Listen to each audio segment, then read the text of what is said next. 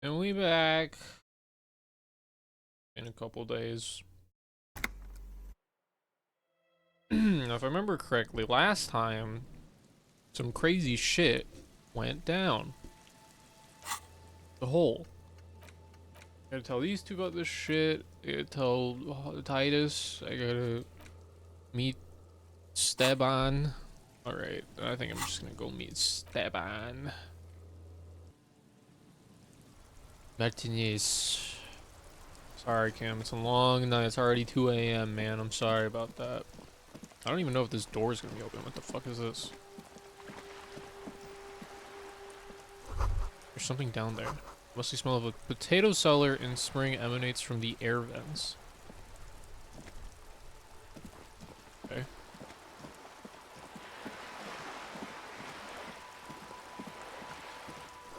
Mission to the wood, barely visible. Remember the rest is lost to time.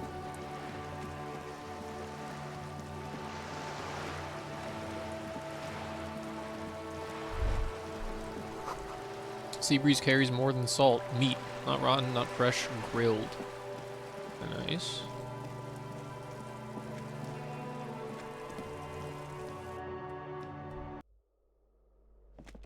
Is it too late tonight? What is this? 16 days of coldest April.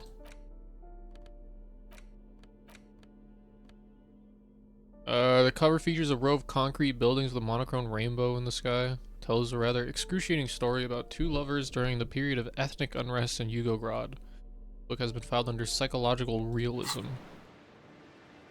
Interesting. Waves crashing in the darkness.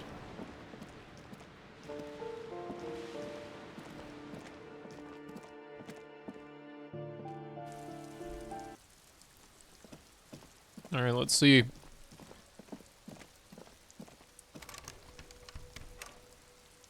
Well, it has been like 4 hours. Okay. I also got my gun back. Don't know what to do with it, but I have it.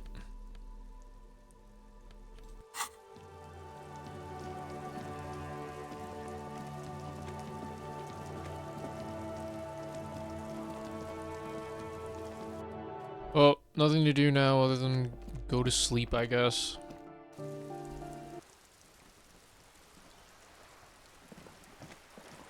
Can I look at the wall?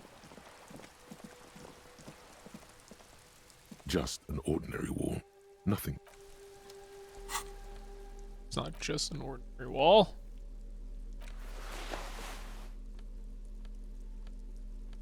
Conceptualization.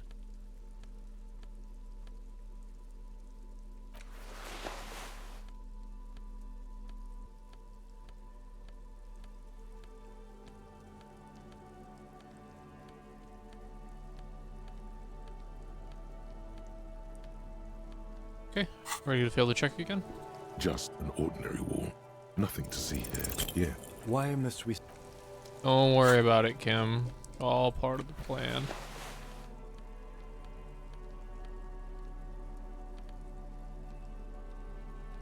This is the wrong jacket. This one.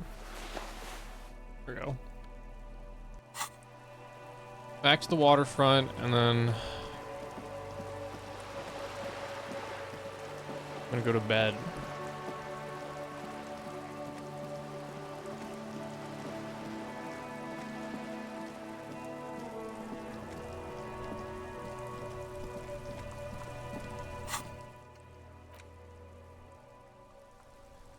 Oh, and then I can look for whatever Ruby hid under the thing. It's getting late. Good night, officer. We'll meet in front of the shack in the morning. There we go. This is what Shivers told me about. As you look at the floorboards in this corner of the shack, it's clear one of them isn't quite level with the others. Hollow space underneath the floorboards is dark and damp. You can barely make out the mixture of sand and sawdust below. What's in here? Nothing particular catches your eye. Looks like more reeds. There might be something hidden inside the sand, though. Something bad. Someone's night thoughts. A last resort. A bad idea. You stick your hand in and start combing through the sand. Dry, not like outside. Fine dust. And then, something hard wrapped in paper. What is it? A small cylindrical object. Oh. You pull it out. A bullet. A bullet. Interesting. The floorboard doesn't care. But maybe the washerwoman does.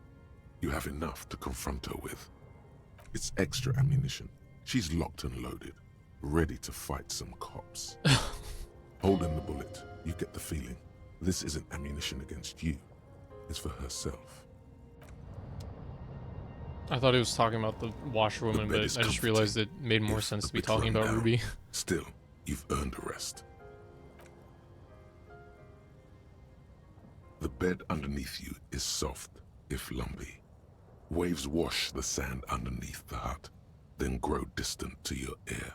In the quiet hum of the organic heater, you fall asleep. No dream Like tonight. a deftly Oh. cast fishing net. Sleep pulls you out of the world and into its dark shore. The rough mesh chafes. Tightening around you, it digs into your brain. Dark Shore my ass, I know what this is. How have things been going for you out there? Helped anyone lately?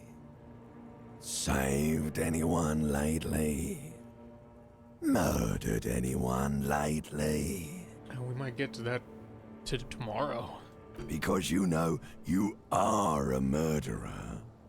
A disco music listening psycho killer who offs poor people. And then forgets about it. Okay, so I'm a murderer and that's bad. Hear that? He doesn't even flinch. Iceman doesn't care about killing people. That's nothing to him. Blackwater, under the bridge.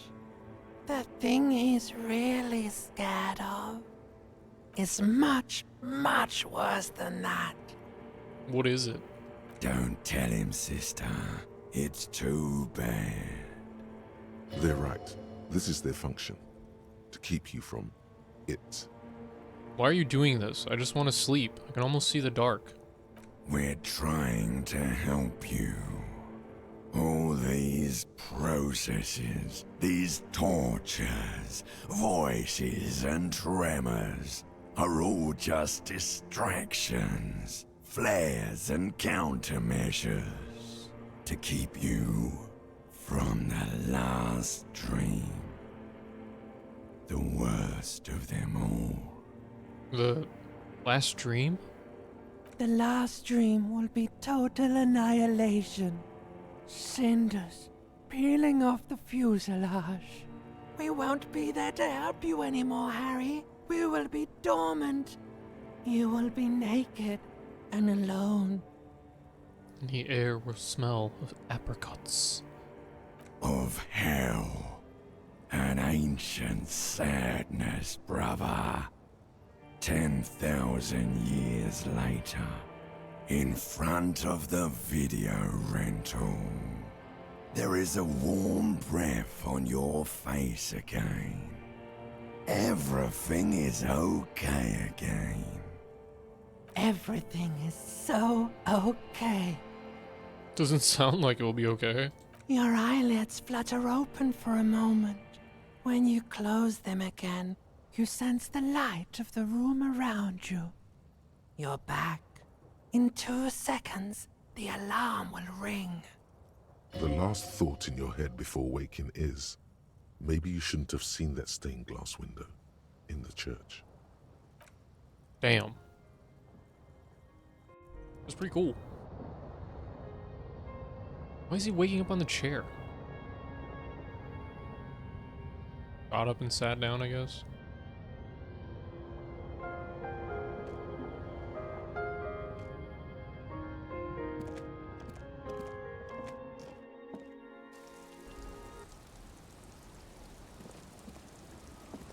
Lokim.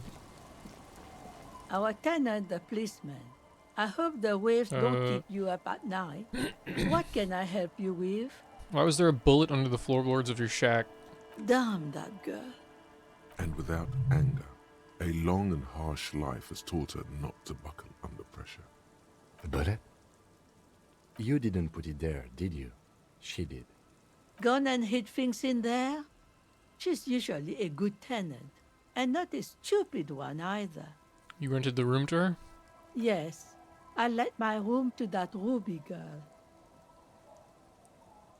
As I've done before when she's been in trouble or just looking for solitude. I've made it clear, we welcome all kinds of people here. When was this? She came last Friday, left on Monday in a hurry. What has she gotten herself into, that girl?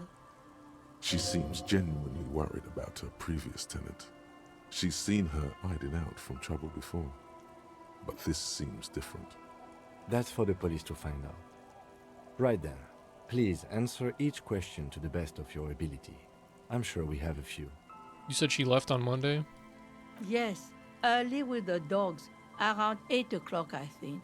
Is the room exactly as she left it? I cleaned it, like I always do. Was there anything else there? No, What is she like, Ruby? she's good company. Knows how to talk to an old woman. At my age, you don't get a lot of quality conversation. So I really appreciate that about her. This Ruby is an old lady whisperer. She knows how to work the village elders, unlike you. Did she talk to you much during her last stay? No, she was mostly silent this time. Kept to herself. What do you mean? She tried not to let it show, but I could tell she hadn't come to fish. Usually she likes to cast a few lines, but this time she mostly stayed in her room. She wanted to talk to her, as they usually do, but she was brooding. Why do you think she left the bullet there? How would I know? She's a gruff one, but not violent. She doesn't go around toting a gun. You could ask her about your hunch, that it was a desperate measure. See if she thinks Ruby fits the bill. I have a possible explanation in my mind. Aye, do tell. It's an exit plan. Exit from what? This. The lieutenant stops writing for a moment. He looks at you, then at the old woman. No, she's a fighter. Not a quitter, like you sometimes get, son. I heard she was a heavy drinker with anger issues. You ever witnessed that kind of behavior? Nothing of the sort. Sure, she was no stranger to the bottle.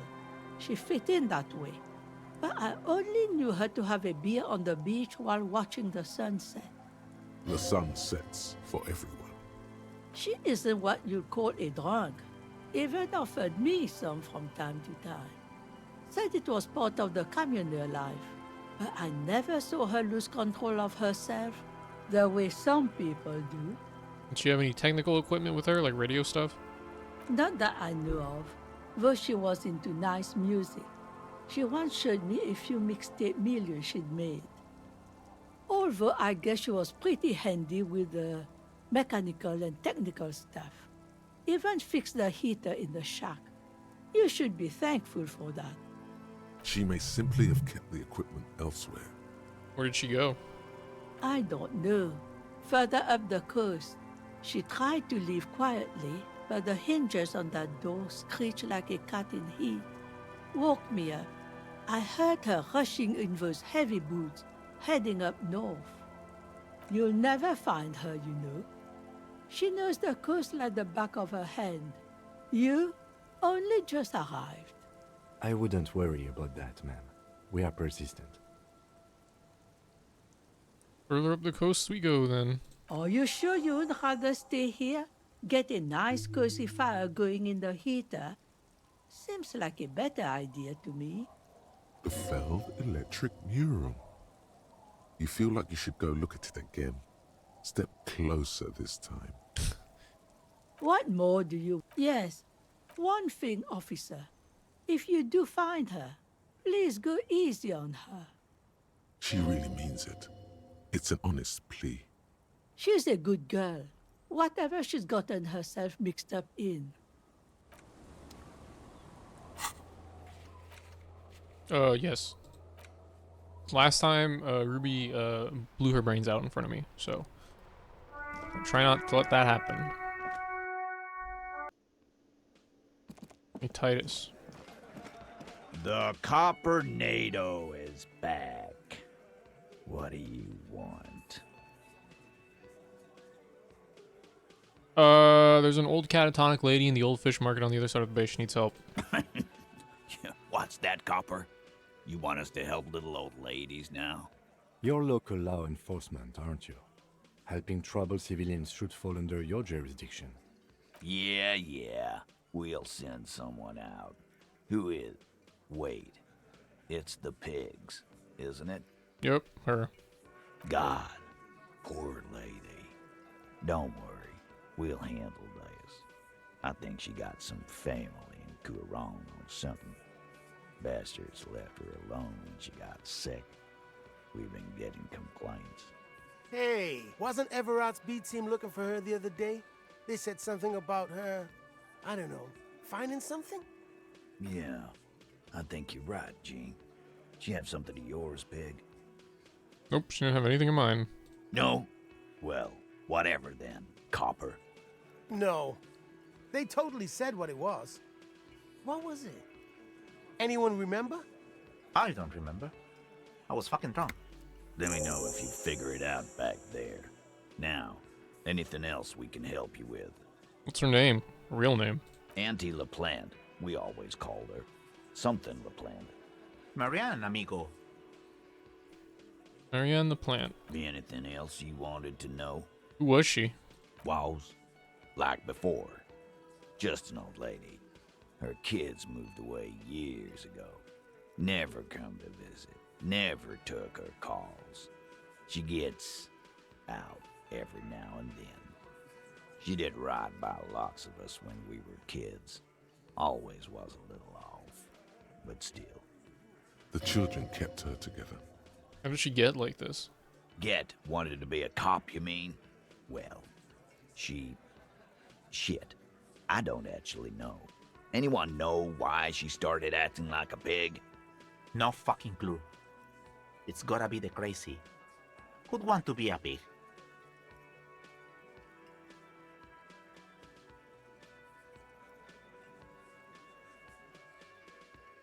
Like, who wouldn't? Cool uniforms, fast machines, packing heat, sign me up. You are already signed up, Cerdo. This guy is seriously damaged. Nah, don't worry about it, Al. The cops want to dress up and play policeman. Let them. We'll keep doing the real work. Where'd she got all her cop gear? Dunno. She lives by the water. Shit washes up all the time on the beach. Police paraphernalia doesn't just wash up on the coast, people. It's not like we dump it at night. She bought it, collected it. Station 41. A man carries a crate of rusted, unused badges. You think these would net us something at the annual auction? A balding detective drags a comb, futilely across his head. Shit, who'd want those? Just dump them into the river. Thanks for helping out with this one, Titus. No problem, old cop man. We take care of our mentally ill here in Martinez. Ain't that right, boys? Sure enough, we're the real heroes on these streets. Cool. That's taken care of.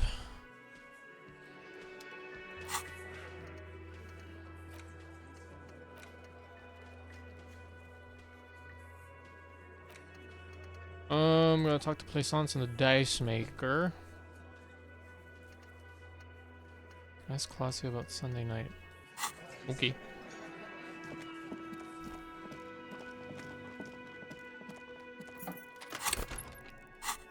$68 out of 100, huh?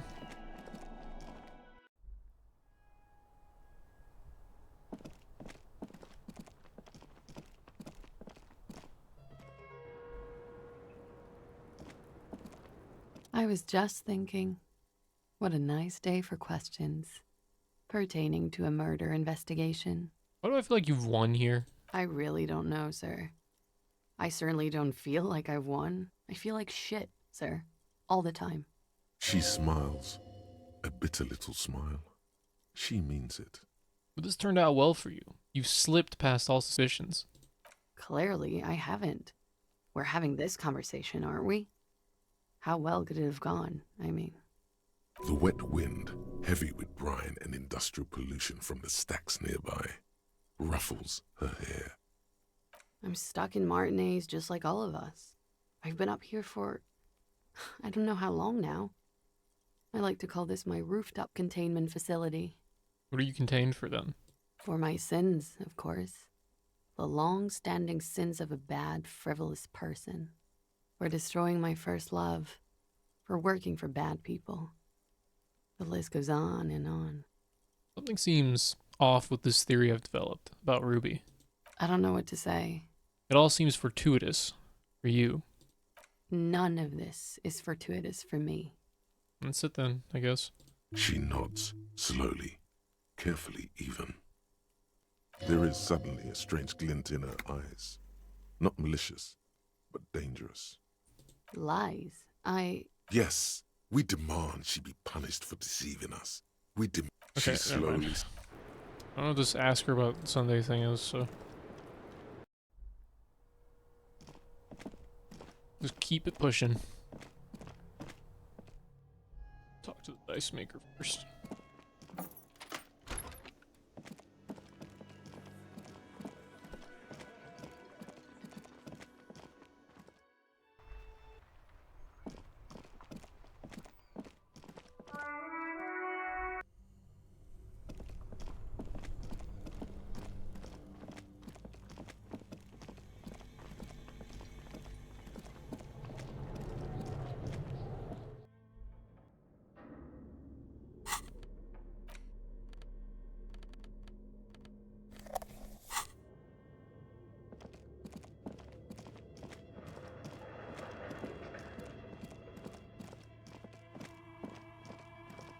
Oh, it's you again. Are you looking for a die? I think I found the actual source of the curse. You mean the curse that I'm spared of because I live outside its immediate reach? It's a bit more complicated than I first thought it would be. I'm listening. Oh god, I'm getting a phone call.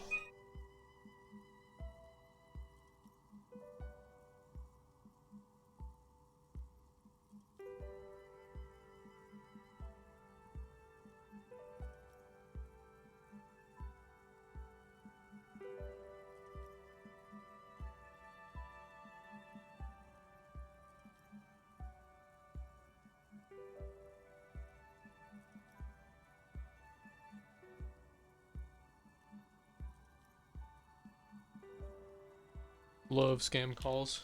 Great. There's a 2mm hole in reality located in a church on the other side of the canal. I think it may be related to the Pale.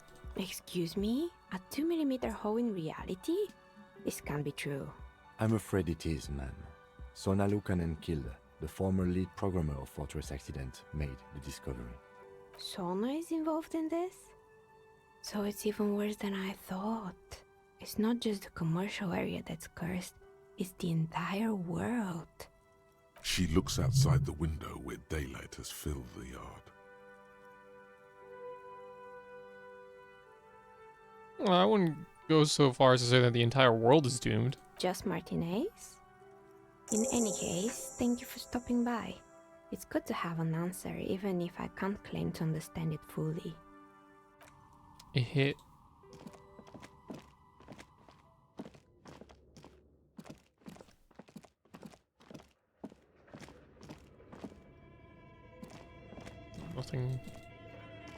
Nothing in the dock. What? Is this Emma's atelier? Probably.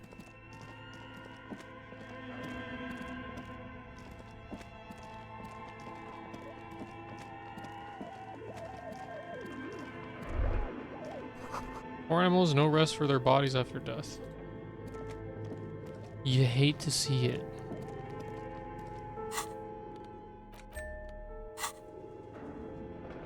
Can I lift this up now? The barbell waits patiently. Nope.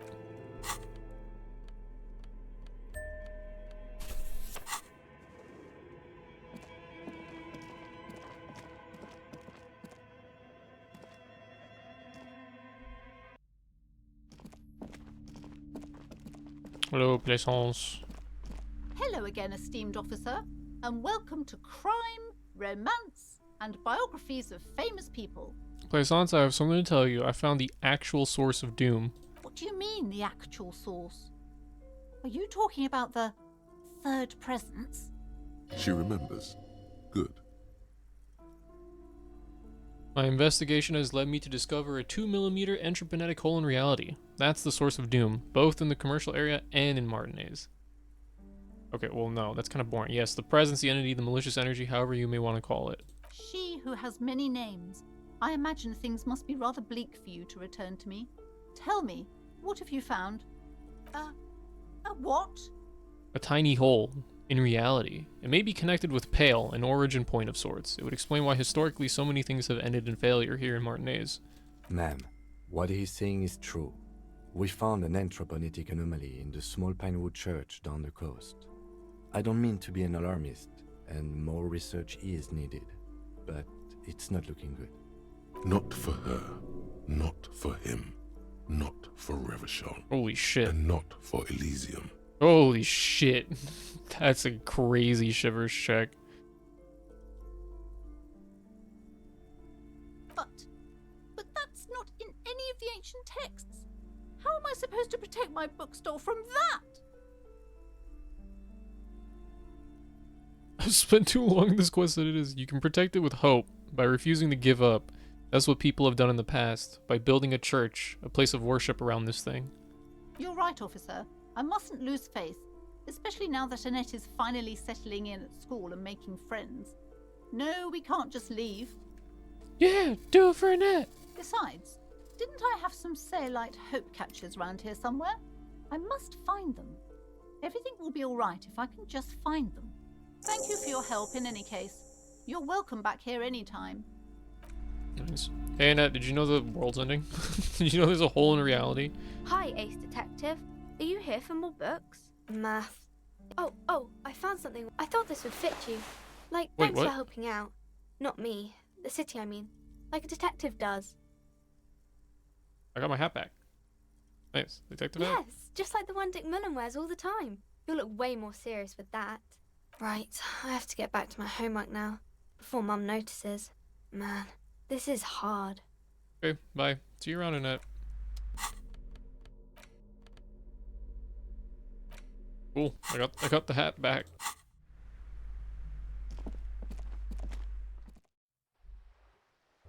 See, next is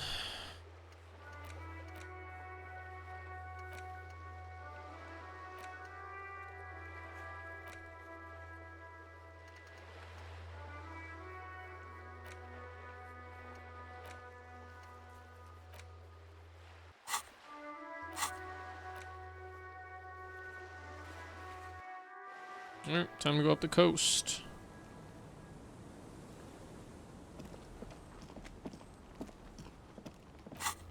Checks do I have?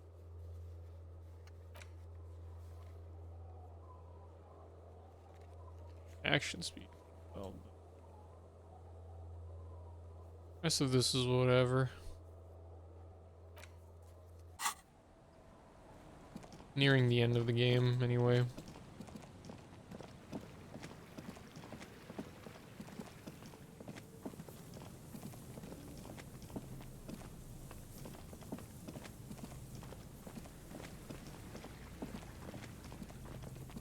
So we find Classius buoy.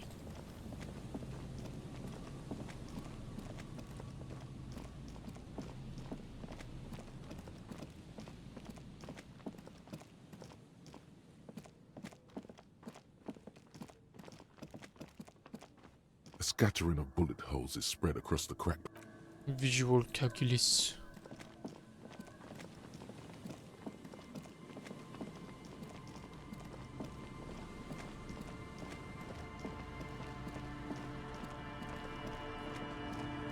There it is, I think. Could this be the buoy class I told you about? A metal and plastic contraption bobs up and down amidst the trembling reeds. At first, it just looks like trash, but if you look closer... That, over there, must be the buoy class you told us about. The one she hid her passport in. We should take a look. Cold, air, tendons, snapped the cords keeping the buoy in place. A little longer, and it would be floating somewhere out in the open sea. What? Moves across the water, leaving no traces. You're cold again, as always. Yes, but who or what is this? Splendor.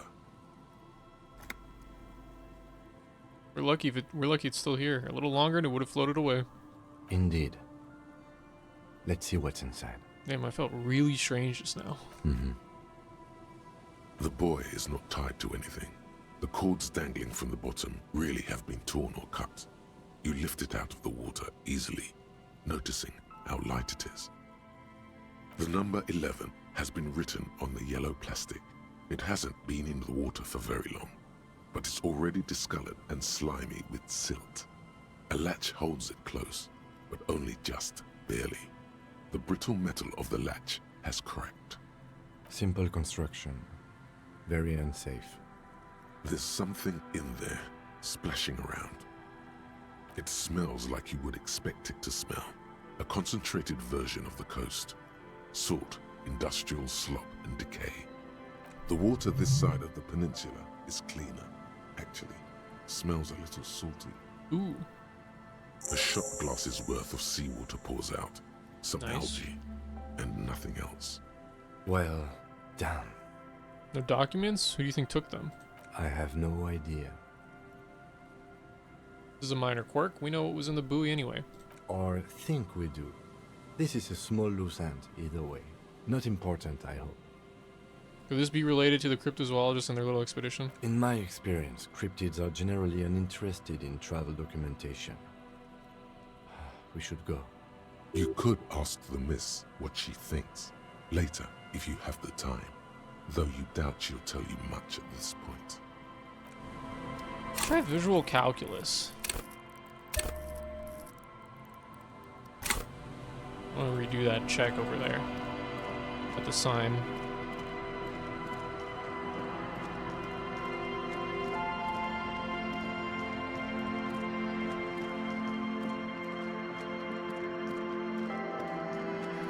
Alright, visual calculus, huh?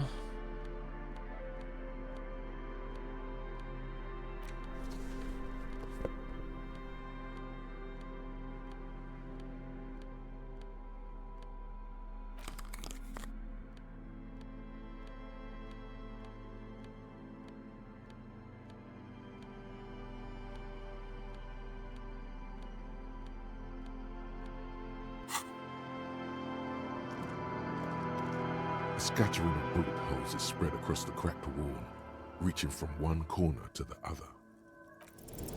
Unable to piece together the scattering of bullets. That sucks.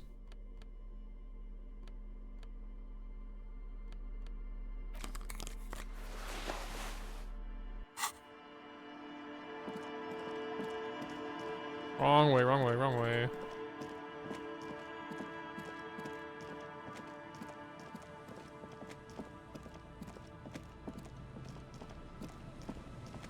Kim is schmoovin' right now. Look at him go.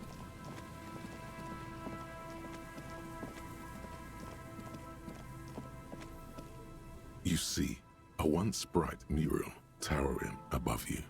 The signage has peeled off over the years, but you can still make out Feld Electrical R&D.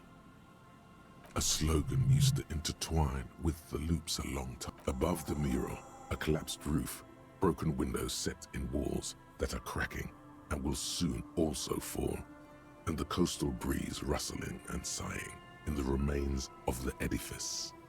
There's something in the wind. Sometimes the only way to go forward is to fail first.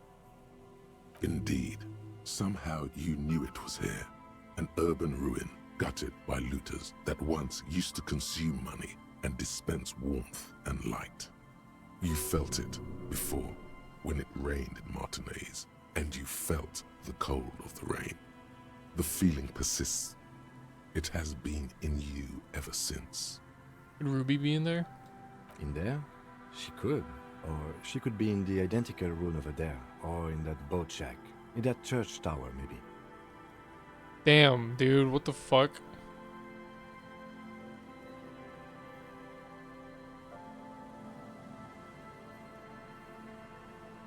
+3, found the enemy empty trap. +3, heard Lena's true story. +3, went on a date. +2, made that awful call. +1, confronted the pigs. +2, established the nightclub. +2, discovered the anomaly. +3, death notification. +1, found the jacket.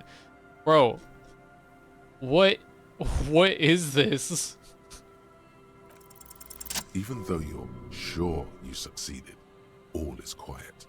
There is no cold hand brushing against your forehead, no rustle in the reeds. The wind has died down. The ruin in front of you is silent as a tomb. I rolled a 38. Holy shit, modifiers +20. What was I even attempting to do here? Trying to talk to the wind, the city.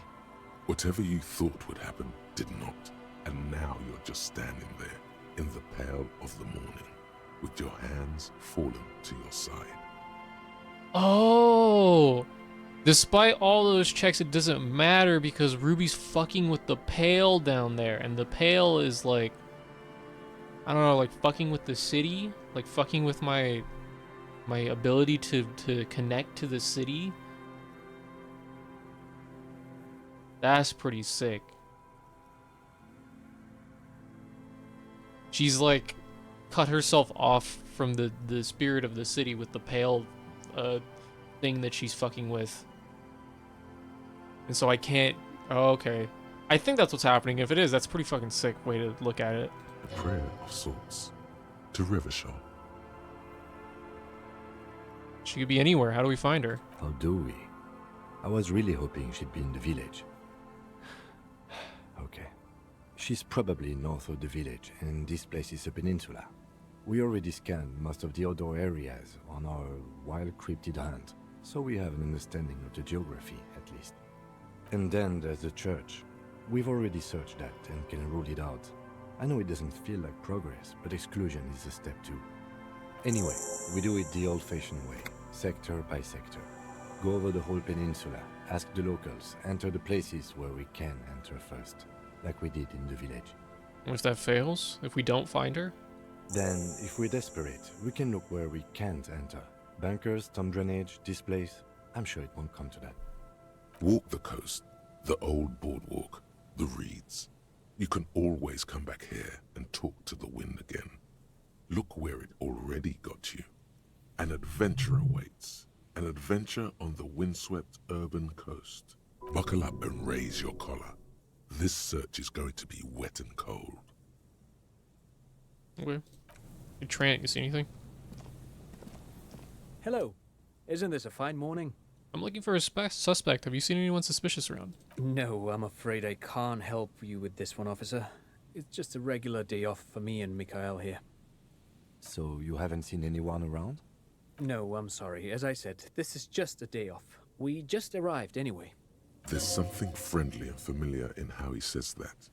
A day off. Oh, Trant.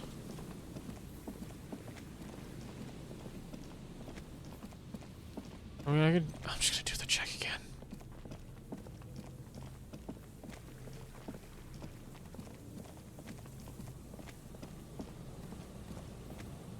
The once bright mural.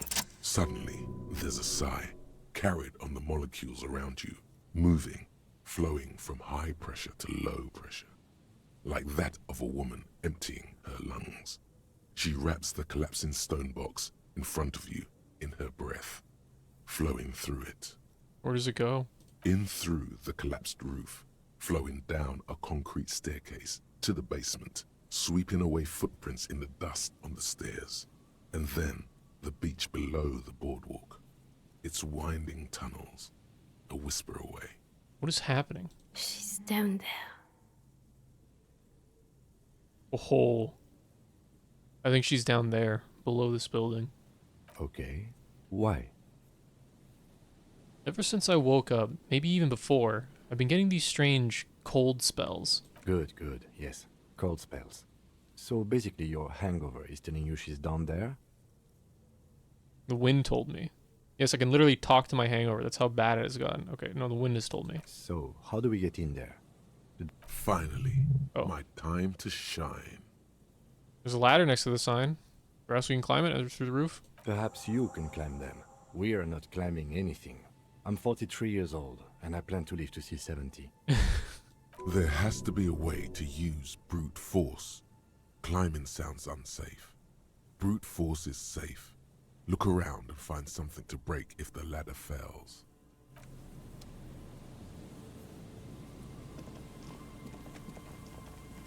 Just old pipe. An old pipe peeks out from beneath the rotten boards of the boardwalk. Could this be an alternative path into the felled building? Your eyes slowly begin to adjust to the darkness inside the drainage pipe. The lieutenant looks over your shoulder. A thin layer of snow gleams inside the pipe. As your eyes adjust, you see some trash. Crumpled up newspapers, cigarette butts. Someone has half-heartedly spray-painted skulls on the right side. And nothing. Broken glass from bottles thrown against the walls of the pipe. A syringe. Can we get into the Feld building through the pipe? Given that this isn't a martial arts thriller, it's highly unlikely, and not without risk to our health either. However, the pipe suggests there may be an entrance to the basement around. The lieutenant's face lights up. He doesn't usually notice these little things. Oh, it's because he has bad eyesight. And it's right here, a maintenance door. It's jammed shut. The subtle approach isn't going to work on this one. Oh yeah, big boy time. This needs you to put your back into it. Wait, I know you can teleport. Or, you know, Kim says you just climb the ladder, but teleporting sounds funny. A rusty ladder leads. Yeah, that doesn't look good at all. The distances between the remaining rungs are rather wide. You'd have to use the mounting brackets. However, they seem corroded and the peeling rust is razor sharp. In addition, the first rung is going to be tough to reach. It's what, 3 meters above the ground, and you're 180? Not to mention that the roof is collapsing and the wind gets pretty brutal up there. Dismounting from the ladder is going to be hard. Perhaps if you were to not climb the ladder. Instead, what if you were to do something more subtle? Astral projection. Be open-minded about this. What if I don't climb? What if I just teleport? Teleportation is not a thing. Come on, Kim, where's your adventurous spirit? This really has nothing to do with adventure. We are dealing with basic physics here. It won't hurt to try. Oh yes, it could hurt. A lot. Santiago climbing remote viewer bonus. Okay, wait, what do we need? Savoir faire? I don't have anything that gives me savoir faire, I'm pretty sure. Anything that takes away from it? No. Oh, glasses. Wouldn't it be so cool when I just teleport up there?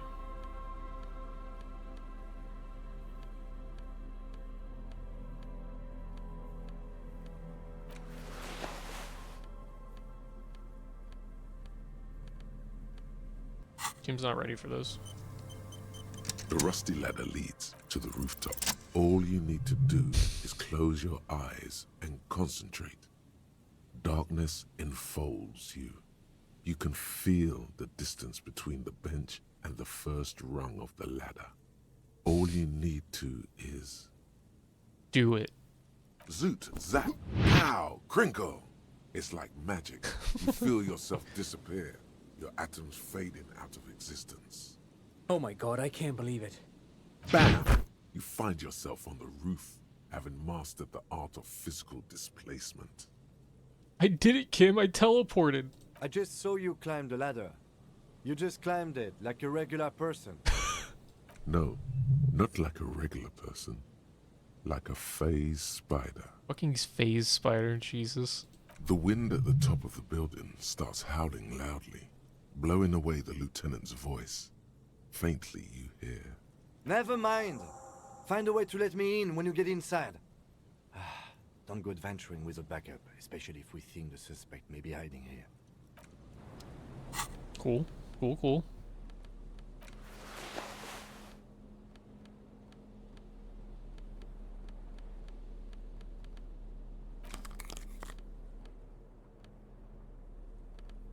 Alright. The central support beam has been destroyed by artillery fire.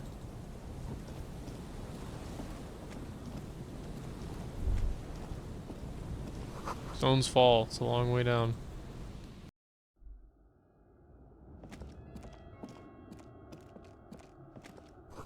The glass is covered with grime and dust. You can barely see out. Scar Martinez 98.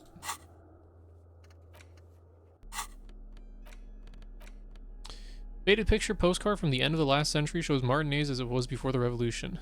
It's the height of summer. Rue de Saint-Germain is teeming with parasol-wielding bourgeoisie and wild pines flags buttress the walkway. Nothing is written on the back. Cool.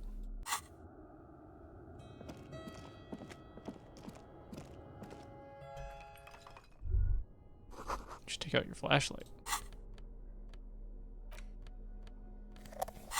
Good idea. This collapse nearly sealed the basement. One can barely squeeze by.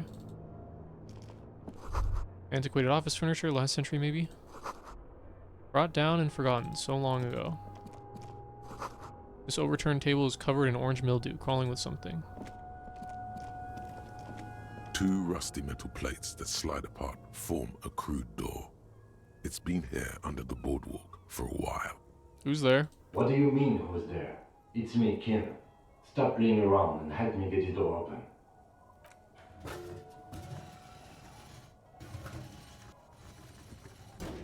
The doors seem to be on rails, but they've gotten jammed. You grab a side and put some strength into prying it open. With the help of your partner, the two metal panels slide open with a creak. Nice. Huh. I hope no one dangerous heard that. You ready? Yes. Time to investigate these passages. Let's move quietly and not make more sound. Not running is a great way to do that. Yeah, but that's not fun. Also, I'm pretty sure Ruby just knows you're coming in the first place. Old file folders in the cart, documents silvery with mold.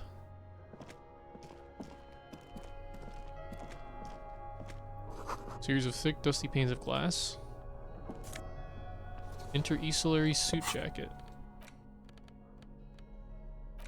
A muted brown suit jacket, perfect for a day at the office or an evening at a cafe. Red rose at the bottom of the left breast pocket is slowly wilting.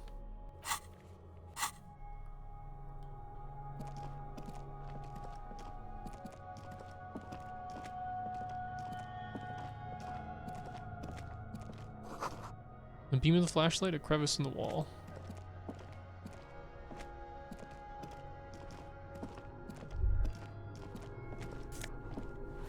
Revolutionary's hat. Stale fabric, smell, and dust. No one slept here in months, or maybe years. Plus one Mazovian socioeconomics, friendly neighborhood communard. A new shanka with the Mazovian logo, a pair of deer antlers. On its silvery white front, your ears feel cuddled and cared for by the state. What does Mazovian socioeconomics do again?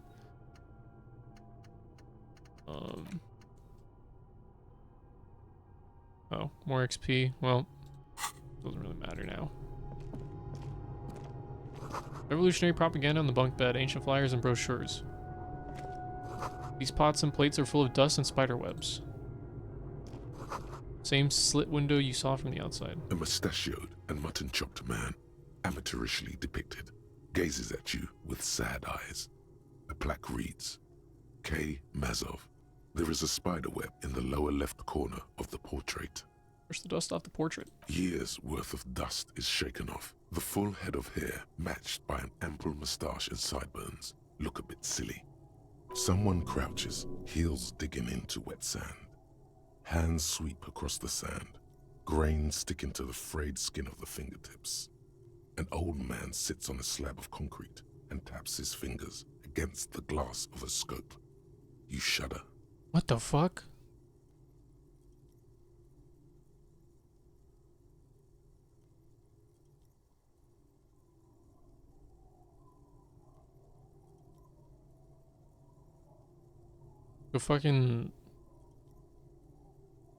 The deserter? Look, Kim, it's Comrade Mazov. Yes, I can see that. Looks like some communists were hiding out here.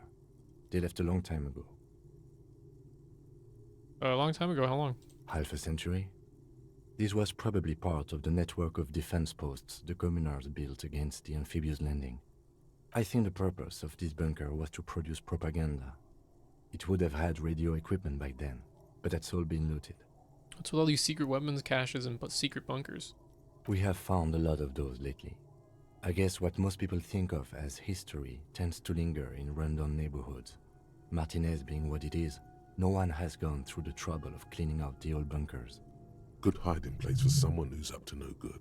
Maybe I should move in here. Seems cozy. I won't stand in your way, but only after we're through with this case. Could it be connected to the Mazov bus we found in the student's room? Millions of depictions of Mazov have been produced. They're not all connected. Besides, that looked like some student. The youths always go for this kind of stuff. Someone have stopped through here recently. You mean like Ruby? No, I think we've stumbled on a piece of history. Cool.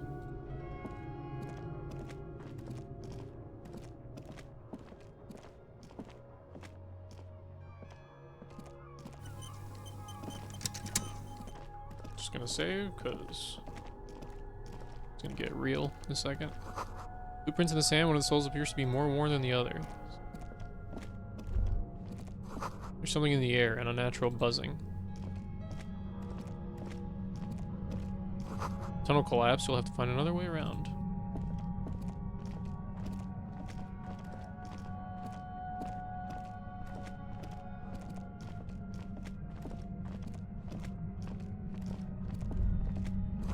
It's getting louder, the buzzing sound. There it is again, like a swarm of hornets buzzing under your scalp. A strange tingling you can almost smell. Lieutenant, do you feel something? No. What do you mean? Pain, a strange tingling. I don't feel it, but we should still be careful. There were footprints back there, and I'm pretty sure they were fresh. Hold on, you really don't feel anything? No, but you are the sensitive one. I saw them too, footprints with the right sole worn smooth. Looks like our suspect. If she's in here, we need to plan our next step carefully. What do you mean? Once we detain a credible suspect, who knows what the Union and the Wild Pines will do? We'll set in motion events we have no control over. This part of town is a fine clockwork puzzle. Disturb its peace, and it will start breaking down uncontrollably. Keep calm. Go over the whole situation in detail. We found out Everard's plan to take the harbor. Maybe we should tell Joyce about it? I leave that to your judgment. You already know what I think about cross-pollinating information like this. It's dangerous, but... He just can't be sure. Maybe it will yield something useful. You've checked the buoy with Classia's documents. I want to hear her take on why it was empty before. Okay, why not? Whatever goes down might also affect her. The Union is watching her closely now. Not closely enough, you suspect, but still, good idea to visit her once more. How bad do you think things could get? Well, we are not responsible for what we can't predict, are we? I don't think the entire city will be razed to the ground. Let's try not to worry, he thinks. If you can't predict it, there's nothing you could have done. What do you think is waiting for us there? I think I see a cavern. Maybe more cellars? I think we've been careful enough. We still have the element of surprise. I wouldn't be so sure. You haven't exactly been sneaking. Or maybe not. Either way, once we go deeper, there will be no turning back. Fuck it, let's go tell Joyce and talk to Claudia, I guess. Why not?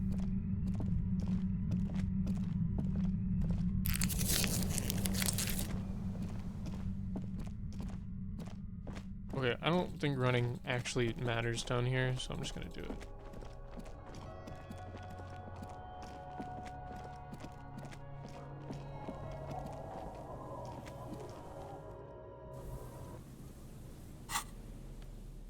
Give me back my sword. Talk to Joyce and Klasia.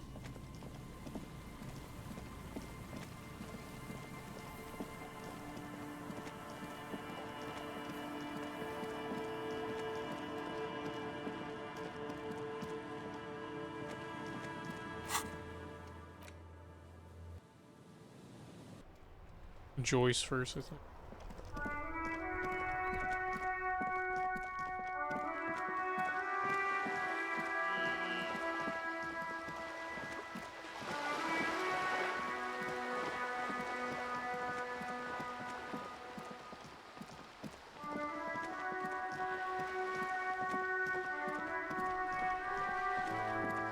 Joyce isn't even here. Went to the village on the coast, officer. See you there. Joyce says note on the post.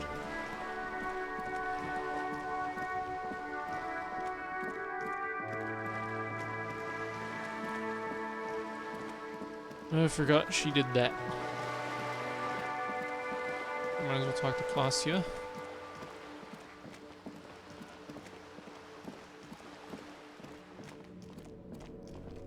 No, did Renee die already?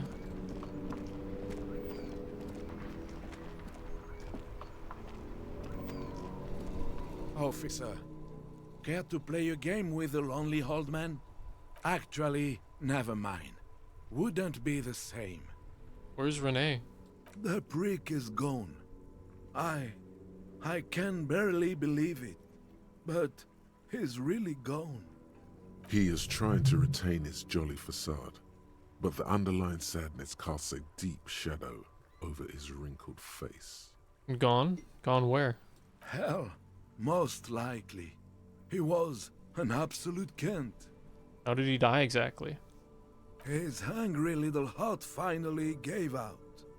The dock workers found him in the guard booth this morning. Wasn't even supposed to be working for another week, but he just had to prove how tough he is. Guess he was about to head home, cause when the dock workers found him, he was wearing civilian clothes and not the Kuketu uniform I saw him in all the time. Sometimes I thought he was wearing it just to piss me off. Now the joke's on him, cause he's gonna be buried without it. Was he really that bad? I repeat, an absolute Kent. Even his old army buddies didn't want him around. He was like an old viper. The only people who could stand to be around him were Jenny and me. She saw something in him when we were just kids and she never lost sight of it. And I thought if the most beautiful being in the world can love him, then there must be something worth holding on to. Did you love him? We've hated each other our entire lives. So much, in fact, that... Yes, I loved that angry prick. He didn't deserve it, but I did. You know what his last words to me were? Tell me. In Guillaume's time, you'd have been shot without trial. That's what he said to me. He lived a cunt, and he died a cunt. Let's leave it at that. Here, something to remember your friends by. Let me see. This was 60 years ago. We all went to that parade. Young René looked so happy, and Jenny... I'm sorry, officer. I just... Thank you. Thank you for this little memorabilia. It really means the world to me. That was nice. A small thing for us, but invaluable to him. He probably didn't even know René had the photo. I offer my sincere condolences. Yes, we are both very sorry for your loss. It is what it is. Part of life, really.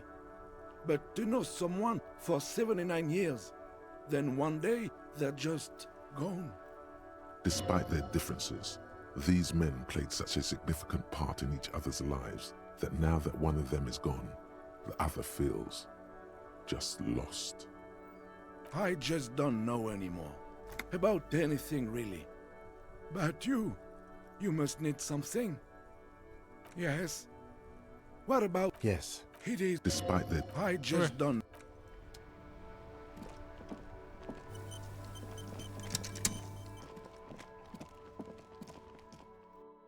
Still sad after all this time. Like the 8 months since I played this game the first time. Yeah, Classic, your buoy's empty.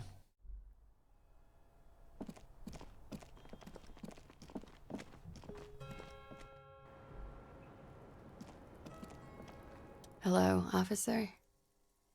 What brings you up here again? Found your buoy. It was empty, just seawater. Oh. Did you take the documents? No, of course not. As I said, it would have been too risky for me to use those documents anyway. My employer gave them to me. In truth, I should have destroyed them. I have this strange feeling that it was an undiscovered cryptid that took your documents. Cryptid? Of course. That must be it. Thank you. I feel better already. Now that I think about it, you mentioned seawater. I was worried I'd been too careless with the latch. The documents were probably just washed away. The words, washed away, sound distant and strange suddenly. Somewhere far away, a dog barks. Doge. Alright. Well. Back to the coast.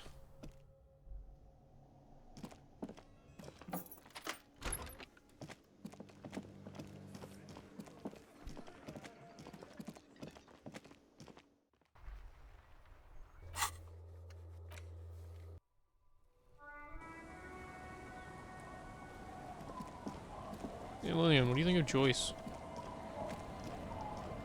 The sea's gonna calm down soon. I can feel it. The wind is... Oh? I'm looking for a suspect who might have stayed in this neighborhood. Okay. When did this person stay here? Very recently, over the past few days. She might have arrived on Friday. Oh. I've been out on the sea for most of the past week. The weather's been good for fishing, so I usually start at 4 in the morning. Really? Yes, that's the optimal time. Got to make the most of the calm. I've been sleeping like a corpse after. The sea really takes its toll. Now I'm just waiting for the wind to settle to get out there again. Sorry I couldn't help you out.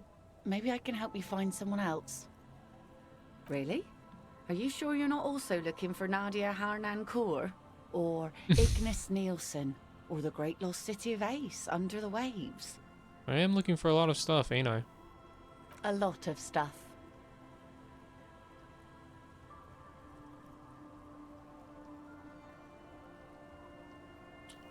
So, okay, let's not...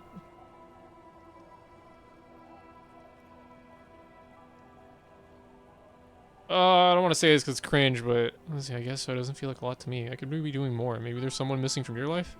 Oh, there's plenty missing. But that's too much for even an eager terrier like you to handle. Although you seem very thorough. Tell me, instead, is there something else I can help you with? Be seeing you. Searchlight division? Missing persons cases just really get to you. It's hard watching people worry about their loved ones. The little nervous movements, the dark rings around their eyes from the sleepless nights, and even if there are no loved ones waiting, you like to have all your ducks in a row, and it really bothers you when whole entire people aren't accounted for. Wait, what the fuck is this? Searchlight division.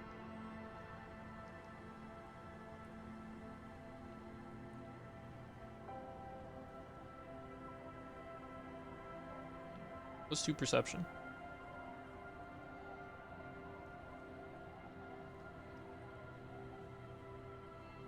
Nah, I'm good.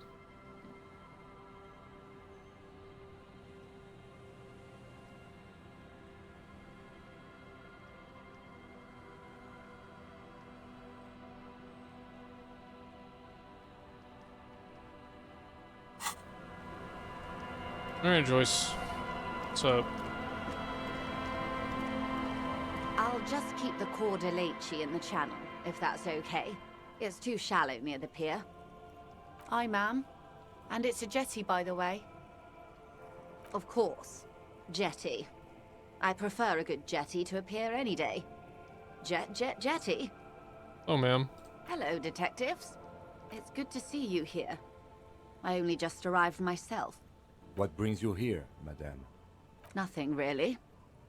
I've had my eye on this jetty for weeks now, so I decided to investigate it personally. This cluster of buildings isn't on any of the official maps, as far as I can tell. So how do you like it here? How do I like it? Water drips down eaves of Eternite. The jetty below her feet creaks to the tune. The smell of salt and dog shit in the background.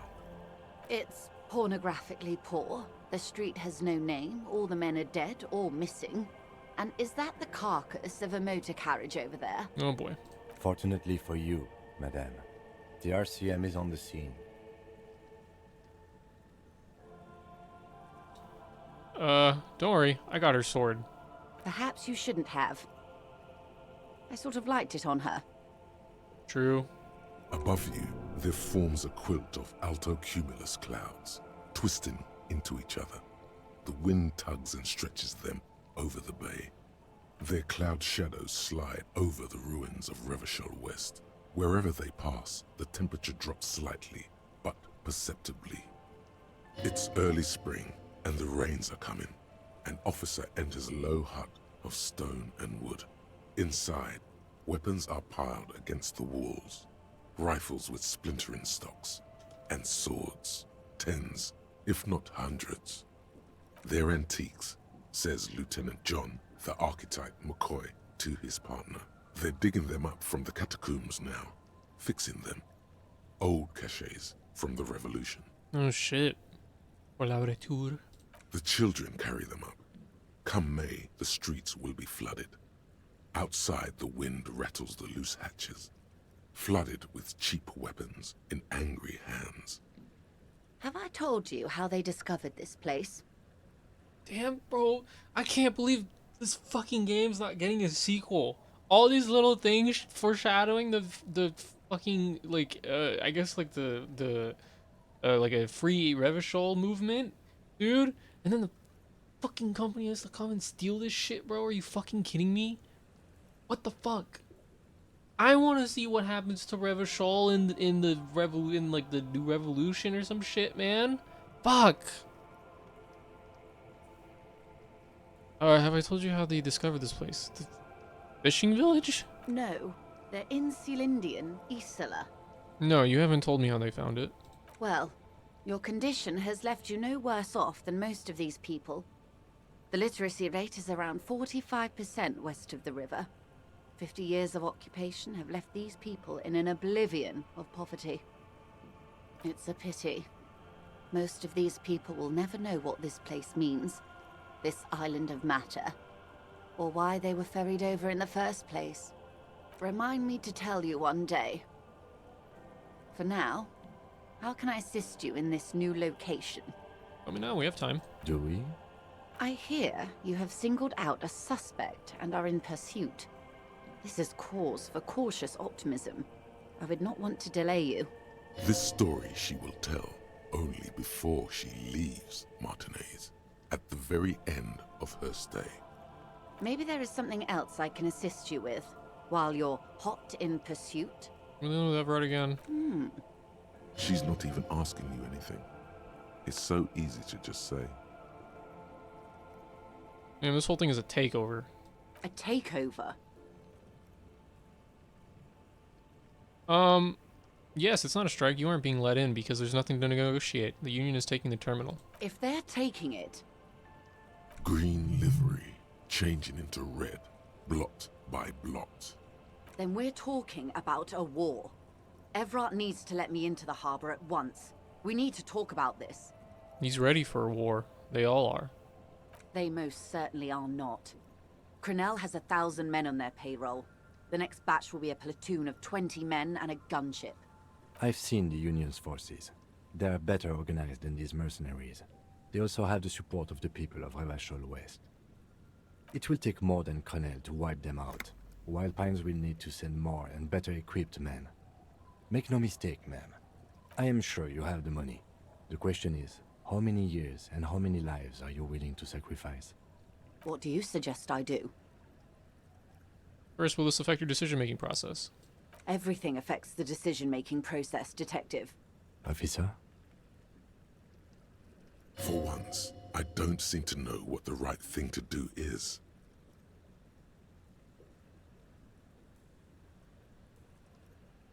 It's apocalypse o'clock. Time to commence the gloaming. Oh.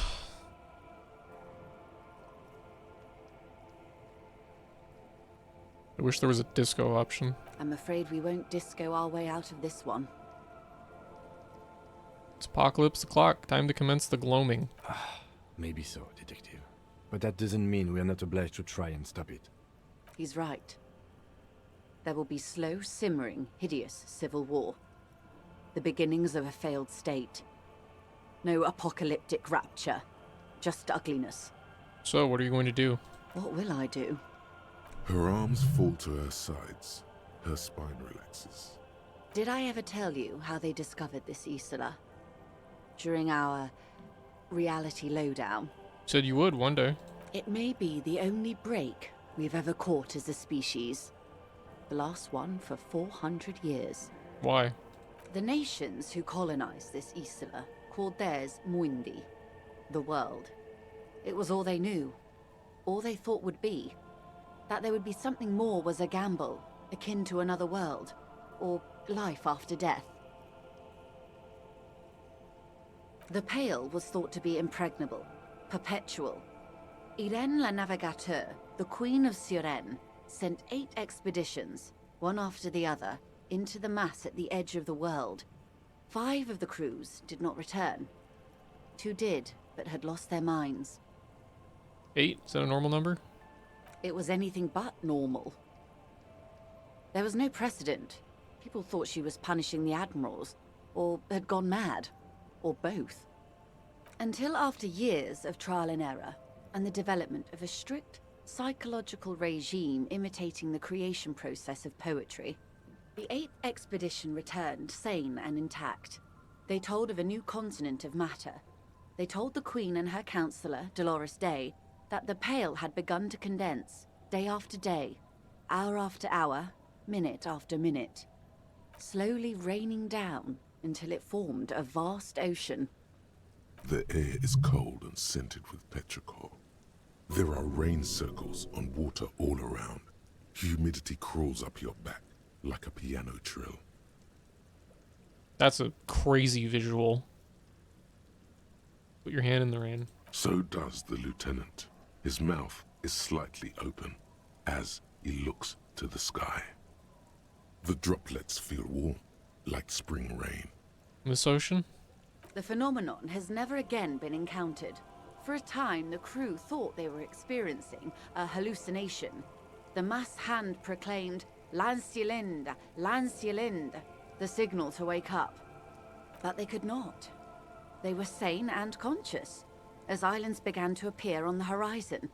There are 78,000 uninhabited islands in the Insulindian archipelago, officer. The freckled face of God. Après la vie, la mort. Après la mort, la vie encore. Après la mort, le gris.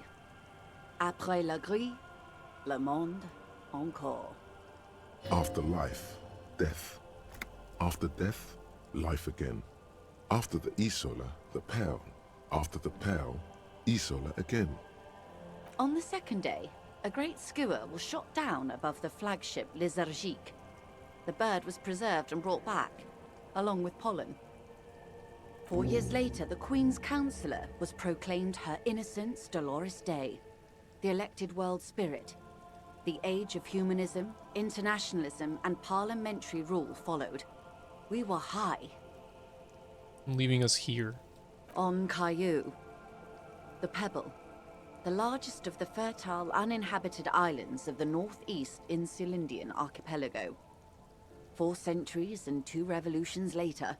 The Great Skua was the first bird they saw? The first living, autonomous organism. Proof of reality. It's the symbol of Insulinde, Detective. The coat of arms of the suzerain and the wings on the crest of the commune. I seem to have it in for it. Or it for me. I broke one. In your defense, it is a nasty creature who plucks food from the throats of lesser birds. Yet much like Revachol, it is also magnificent and rare. Imagine the suzerain of seagulls. There was a sting in your heart at the mention before, when she said its name. And this was the last break we got? The nations of Mundi proceeded to discover 5 more Isolae. Or they discovered us. All in the rush of the great inter-Islary reconnection. But these others weren't uninhabited. We had to kill people there. Wipe out indigenous populations. Gunboat economies. Or they came to do the same for us. Or had done to each other. But here, there was no one but the Skua, the Liliat Sea, and the Blood Beach, and the River Esperance. It was the new world. The Mondials used it to amass the greatest concentration of wealth mankind has ever seen. Revachol, the suzerain. What happened? Revolution. Poverty. And the mercurial rise of capitalism. What will you do? I will surrender Terminal B to the Union. Is that within your means? She puts her hand in the rain. She's silent for a second. We will see. Ma'am, this may well unravel property law this side of the river. If that occurs, we may never see the end of this kind of confrontation. The next time there will be 2 strikes, then 4, then 100. What happens will happen. The age of capital has only begun. I will talk to my employers in person. We will amputate and cauterize Martinez. If you handle the situation on the ground. You're going now? Yes, Mr. Clare has a 2-month head start. I can't let it grow any bigger. And I've exhausted all my options from here. There are no employers. She's a member of the board. Probably a partner. You are the Wild Pines. There are no employers. You are the citizens' militia. There are no superiors. What? Of course I have superiors. That's right, Detective. And next time, you should confer with them before you go setting events in motion. Despite his words, he's not really sure whether to be annoyed with you or not. I answer for my own actions. I don't hide behind some faceless organization. Okay, well, even after all this time, I still don't really understand who you are or what your angle is. I have not deceived you. I told you exactly who I was. Rejoice Layton. Yes, Mr. Clare has a 2-month head start. Understood. Keep the peace, and I will keep my end of the bargain. How far along is Crenel's investigation? The confrontation is imminent. They have followed in your footsteps. As your investigation reaches a climax, so does theirs. They are your shadow. Arm yourselves. Armor yourselves. Protect their targets. Violence may be unavoidable, but we can limit the casualties. When will they make their move? Where? Soon. I do not know precisely. They have cut off all communication, you see. They know I've been feeding you information. One last thing, Lieutenant Dubois. I've given the matter much thought and come to this conclusion. You're not an amnesiac. You're insane. True. I know, because I, too, am insane. I just hide my illness better. And I'm rich. Isn't everybody a little insane? No, Detective. No one's as insane as you. Don't worry, Madame. I am very sane. You're over-radiated? I'm overexposed, baby. My travels take me through the Pale dozens of times a year. I've got the longing. And I've got it bad. She would die to return to it. The Pale. The past. Anything one can return to. How do you keep your shit together? The same strict psychological regimen the 8th Admiral developed when he crossed the Pale and discovered this Isola. The Volta Domar. It's used by inter-Eastlery travelers and other troubled souls, even to this day. You could use a little of it yourself. Goodbye, Rejoice Layton. Watch out for yourselves. They will strike soon.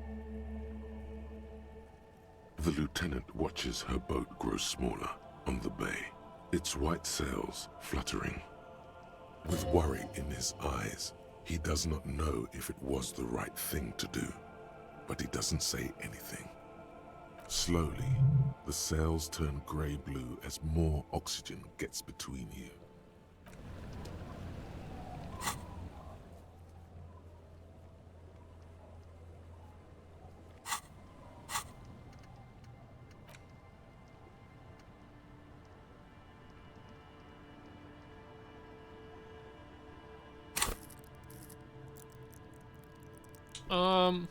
I don't know what to put this in. Anything to say, Kim? Yes?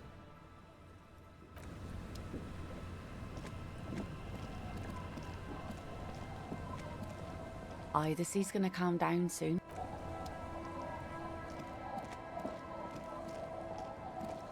I think the tribunal's after this, isn't it?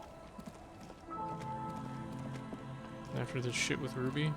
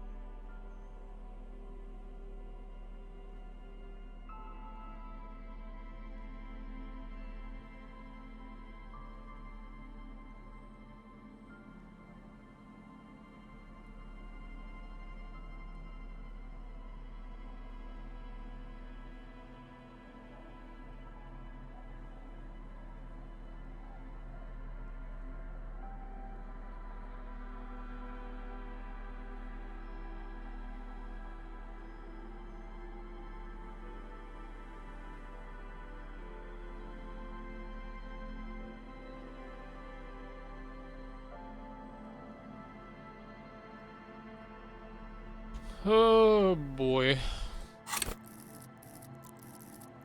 I need a rhetoric check for Ruby, but man. 12.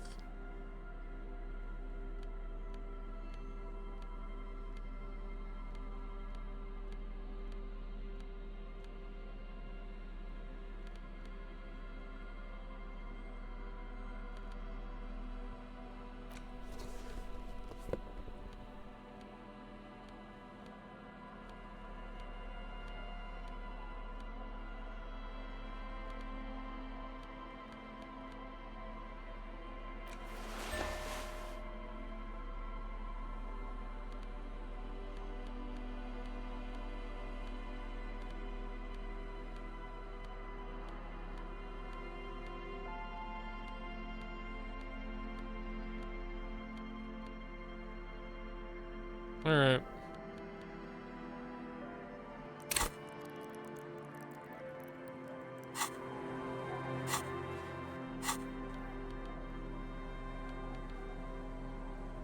Well, I might as well try. Let's see.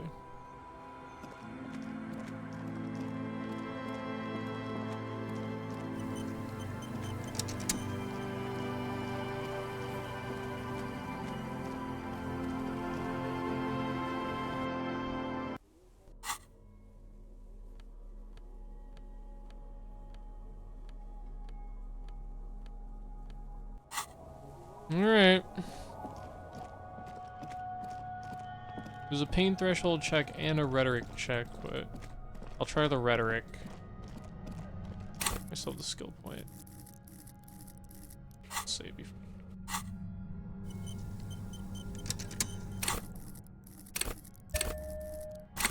I need to roll a 7 or higher to pass this check, because I think the DC is 12, so. Concrete pipe buried in the sand and dust. Feels strange. Polar anorak.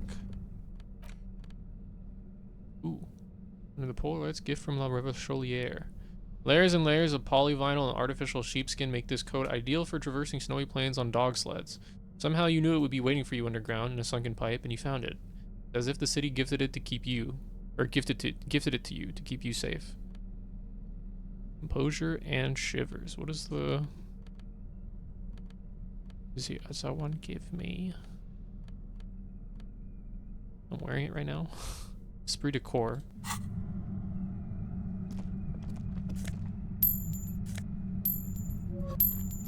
Alright. We'll go. Suddenly, your entire body is paralyzed. Aggressive white noise fills your skull. A strange pain, like you've never felt before. Through the static, you hear a woman's voice. It's like 1,000 radio stations are being blasted into your head all at once. But her words are the only ones you can make out. I know you're feeling pretty uncomfortable right now. Don't move too much or fight it. That'll just make it worse. Can't say it's a pleasure, officer. I was really hoping not to make your acquaintance. But here we are. The voice coming through the whirlwind of pain is not malicious. She doesn't want to hurt you, but she has to. Doesn't wish to hurt you, not according to your ear canals. Wait, no, not even your ear canals. This is going directly into your neural pathways. No, buddy, that's not going to help. You can't shield yourself from this. It's an entirely new type of experience. Way worse than all the previous ones. Don't focus on the pain. Focus on doing your job. Tell her she's under arrest. You're under arrest. Okay, what's happening to me? I'm using a pale latitude compressor. You and your partner have been caught in its field. Blasted from that pale emitter that Angus mentioned. I saw your equations. It's the ULAN frequency. Saw my equations? You've been sniffing through my lorry, right? I expected as much. I am a bit surprised you knew what you were looking at.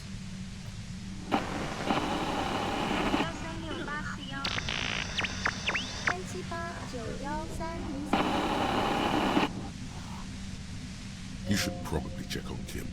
That's what good partners do. Right behind you, officer. A pale latitude compressor is used to sort of make the pale more manageable. With a lot of these, you can force a radio signal grid on the pale, literally crunch the distance across it. Signals are relayed across a series of repeater stations fixed to buoys. Not a fun job manning those stations. All alone out there in the pale, people lose their minds in just a few years. So, what we are experiencing is a concentration of radio waves. Precisely. This is an industrial strength paraboloid. It's meant for forcing dimensions on something that doesn't have them. Needless to say, the frequencies used are out of this world. At the upper limit is the large prime number generator station. It's used specifically for pale latitude compression. That's why you may be hearing some numbers. But you might also hear, or think you're hearing, local radio chatter. She's been holed up in here for a while with no one to talk to. Keep her talking, and you just might get an opportunity to break loose. How did you get your hands on this thing? I built it myself. And she's proud of it too, as she ought to be. This is way beyond your abilities. That's illegal. I'm guessing it's patented. But we are beyond that, aren't we? Oh yeah, way beyond. Will I stay like this forever? No. Once I shut down the compressor, the pain will end. It may take a few minutes for you to steady yourself, though. It's a bit like waking out of a very confusing dream.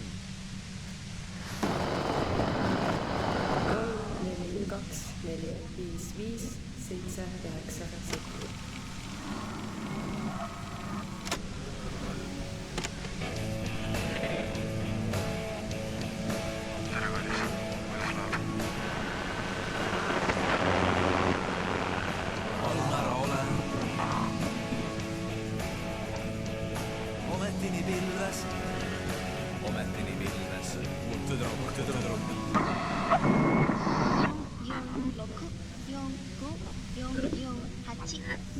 Oh, that was Japanese. I know that. Have you experienced the compressor yourself? Yeah, I stuck my head in there before using it on you. It seemed like the ethical thing to do. Can't say that I enjoyed it. The field was weaker, but I can imagine what you're going through. This is all great, but let's talk about the man who was killed. Yeah, let's not talk about that shit. You were hunting me and fell into my trap instead. That's all there is to say about it. So she thinks of you as hunters, not cops, and of herself merely as prey. Please, could you just turn it down so I can ask you something? If you've got something really important to say, you can do it through the white noise.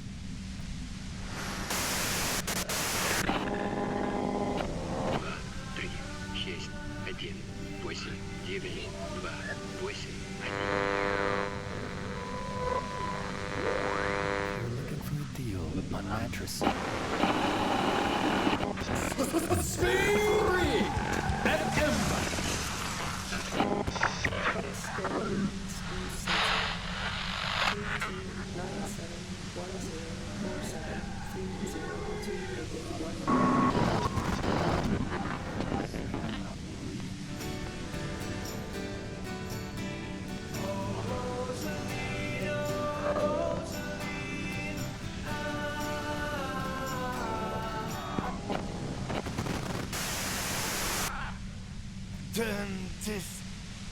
God damn it. Fine. If you really want to talk, I can dial it down. I've also got a gun, by the way. The gun she's carrying is a 2-barreled front loader, not like the murder weapon. Well, it doesn't feel much better, but she can form sentences now. Thinking doesn't seem to hurt as much. Just keep her talking, and you'll get through this. How did you know we were coming? I heard you in the passages, and I've been preparing for quite a while.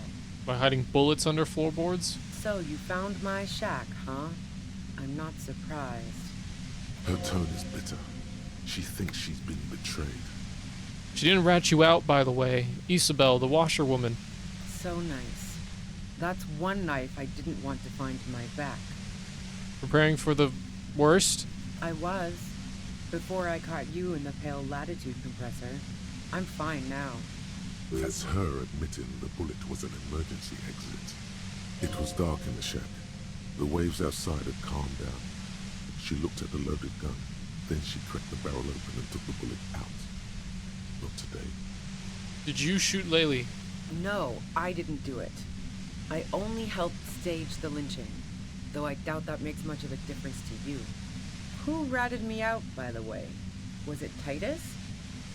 No, he wouldn't have broken first.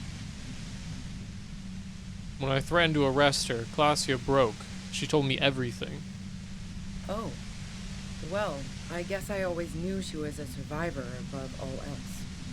But she couldn't have known I was on the coast. How did you find me? Let's see. Titus told me. It took some convincing. Oh, fuck. Took some convincing my ass. And those guys liked me, I know it. If this is what happens to people whom people like. A dull despair is creeping into her voice. How the fuck did the rest of you get by? Wait, wasn't it you who called me the human can opener? It's not personal. I opened them up. I did, didn't I? Now you've come for me. Fuck them all the same. That did make her forgive them. A little. Honestly, I don't know how I do it. I just stumbled in here. Can you please explain this shit to me? What shit? I told you I didn't do it. Sounds pretty simple to me. A strong moral compass. She still wants the opportunity to make a case for herself. Would you say that Laylee was a likable person? I didn't like him. Hardened mercenaries aren't particularly likable types. Did you feel protective of the Union? Yeah, sure. And I didn't like Wild Pines sending in those foreign hirelings. Me and a fuck ton of other people around here. She didn't hate him, okay? There's nothing more personal that you had against him? Perhaps his way with women? You think I was envious of his conquests? Look, pussy's not a problem for me, and definitely not a reason to off someone. See her confident gaze, her toned arms. Yeah, she wouldn't have had much trouble in the intimacy department. I'm listening. You have an alibi for when Laylee was shot? Man, I was with the boys the whole night. I hope they at least bothered to impress that upon you. There were 10 minutes they couldn't account for. You mean the length of a toilet break? That wouldn't even have been enough time. Our investigation has shown that 15 minutes was just enough time to commit the murder. Wow. Now I'm curious. Please, explain. Look, there's a secret way from the first floor of the Whirling to the roof. Don't know it, but also, the shot couldn't have come from the roof, or we would have all heard it downstairs. She has a point there. No one mentioned. That didn't go super well. You've got to lay something better on her. You have a gun. And? Where did you get it? The gun store. What gun store? Trigger Happy Jacks. Really? That doesn't sound like the name of a real store. What did you think? That I'm going to squeal on my gun supplier? Sorry, I'm not that kind of gal. I see it's a front loader. You have another gun somewhere? Sure don't. A breech loader? No. This is such a wipeout. You collect guns? Maybe old rifles? No, they're not practical. Break too often. There's other evidence I wanted to ask you about. Yeah, evidence. You liked Claudia a lot. I considered her a good friend, yeah. But you wanted to be more than just friends. Oh, so that's where you were going with this. She said you wanted to run away with her. That's a very sentimental way of putting it. We both had pasts we didn't want to catch up with us, and we enjoyed listening to music together. Why not go on a road trip? The lieutenant watches her expectantly, occasionally shaking from the pain. Okay, fine. I was into her. Claudia was into me too for a time, I know it. We even fooled around once. And yeah, after that I thought maybe we could make a go of it.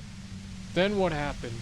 She rejected me with some wishy-washy bullshit about how she was confused because she felt so close to me and valued my friendship so much, and how guilty she felt for leading me on. I knew that wasn't the whole story, but thought, fine, I'll take it and move on. No ill will there. It wasn't a problem for her. Vasya said you got very angry when she started seeing Laylee. Threatened her. Yeah. One time when we'd both been drinking, I said some heated things about how dangerous her patterns with men were. I was a little worried she'd blow it out of proportion in her head. All the drugs she was doing can make you feel like you're living in a DeLorean tragedy. And despite everything, you helped her by staging the lynching? Yeah, the girl seemed terrified. The merc was beyond caring what happened to his mortal coil. It was a no-brainer. There are other things I ask about. Go ahead. It's your body. And mine too, he thinks. But keep on. This must be done. Do you like to hang out on rooftops? Who doesn't?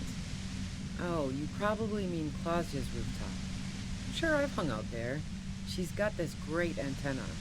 Was that the only reason you hung out on the roof? The view's pretty bomb, too. But you might say the antenna was the main attraction there, yeah. Along with Claudia. What's so great about her antenna? It's very powerful. I used it to tune into RCM frequencies. That's how I knew to be prepared for your arrival.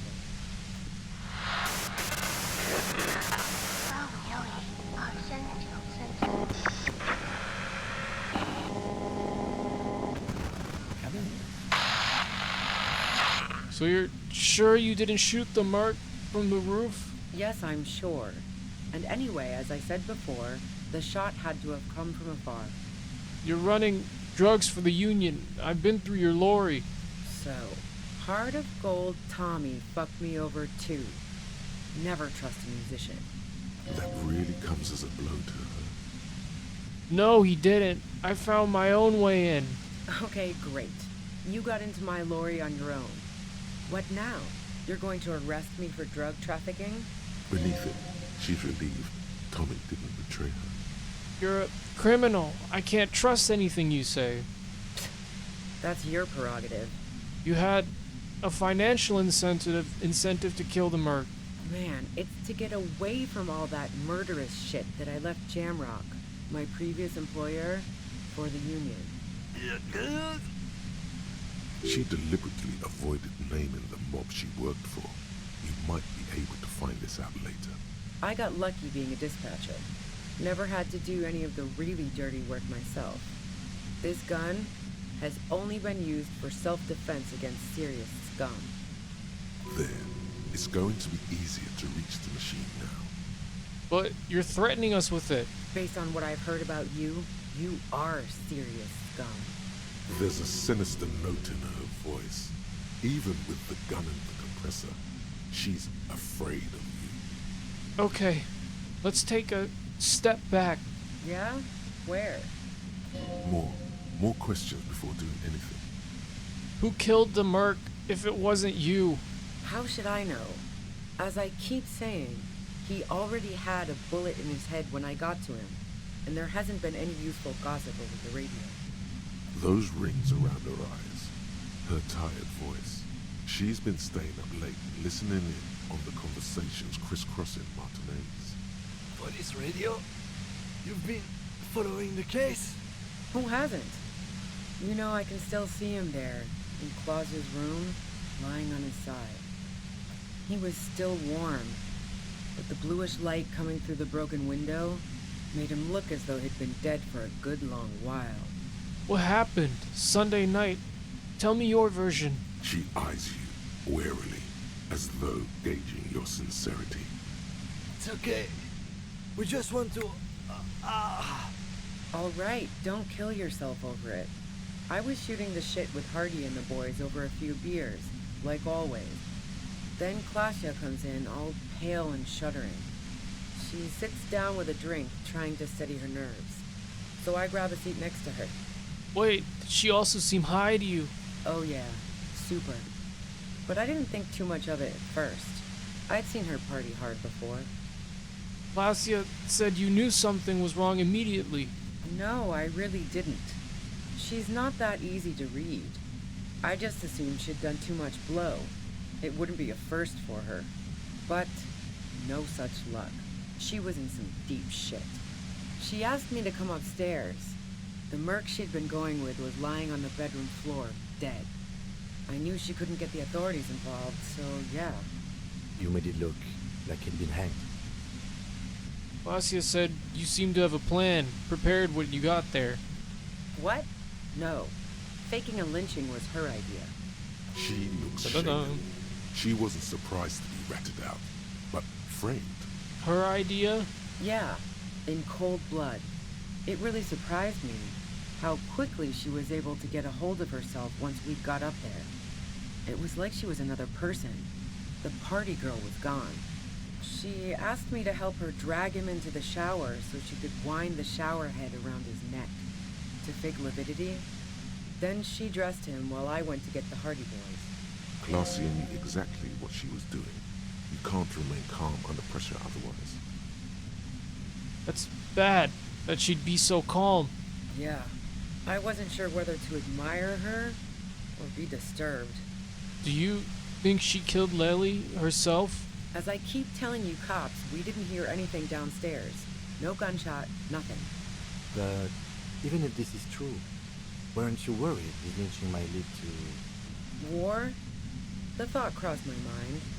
But the mercenary's death was going to have repercussions either way. Although the way things are going, fuck it. I'm not responsible for these people after what they did to me. If you didn't kill him, why hide? I saw you roll into town. I wasn't about to stick around for questioning by a goddamn La Puta Madre agent. That strange, distant fear is getting close now. It's a fear of yourself. What do you mean, La Puta Madre agent? Yes, you. Everyone says you're his peon, his human can opener. Through the sudden shock Oh, pain please in don't your fucking head, kill me. you hear the lieutenant mumble something to himself. Fucking hell. And why me? You hear through the white noise. It's especially bad suddenly. Felt like a vein exploded. Who's everyone? How do you know this? Everyone in Jamrock. The cops, the criminals. Why do you think I'm holed up in here with a goddamn death ray waiting for you? La puta madre. I've heard of La puta madre. He's dangerous, right? Is that a joke or a threat? I'm guessing both. No, that was a real question. Yeah, sure. I'm sure La Puta Madre himself will explain it all to you soon enough. A man in a white suit walks through a garden coaxed from soil that had once been covered in asphalt. A city block closed off from the rest of the city by dark buildings. Rows and rows of poppies, most of which have lost their pink bloom, flank his steps. The man looks around, then up at the sky, sighs. Taking out a knife, he crouches at the end of one flower bed. He scores a seapod, very gently. Milky sap begins to ooze out. The pain comes over you again. What did you do to this madre anyway? You've been to my lorry. You think the biggest player in Jamrock appreciates competition? And now I have Harry Can Opener in my lair. Fucking Titus. She's not going to change her mind that easily. She still perceives you as a threat. Wait, one thing, possibly small, but she said you rolled into town. Was that you singular or plural? She might know something. When I came into town, was there anyone with me? Yeah, you had your death squad with you. What happened to them anyway? Who was in this squad? Well, it wasn't this scrawny dude. You had 2 guys and a lady. The guys looked pretty buff. Lady wasn't bad either. What else can you tell me? One of the guys seemed chipper, a blonde. The other had a brooding something or other about him. And the woman was the only one in uniform. All were carrying. That sound about right? Satellite Officer Vicmere looks out of the window grimly, then puts his coffee down and turns to Patrol Officer Minot. We can either take a room here in the whirling or go home for today. Let's go home, Jean. Nothing's going to happen today, she responds quietly. Jean takes his blonde wig off. Call Heidelstein. He can give us a ride. I think I know them. They're in Martinez. Friction, lock, set. Don't leave me here. Please delete. Fantastic. I've got to get on the road. Then you can go find your friends. Unless you have anything pressing to ask me. Do you know anything about the bunker next door? What bunker? The communist hideout back there. Or just the place some comrades stopped through. A revolutionary bunker. Don't know anything about it. No one's been around since I set up camp. But I'm sure I'm not the first vagabond to... Oh my god, I'm going to die.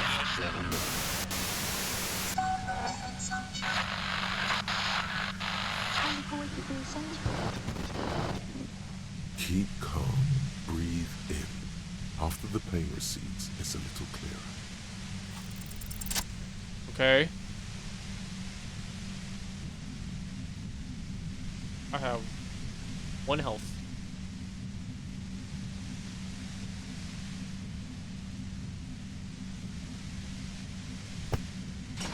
You did it. The compressor lies broken on its side. It's quiet in your head again. It still hurts like hell, but... You okay, Kim? All good, officer. Be careful. She looks at the machine, assessing the damage. Her hand trembles. Oh, fuck it. Oh, what are you doing? Problem solving.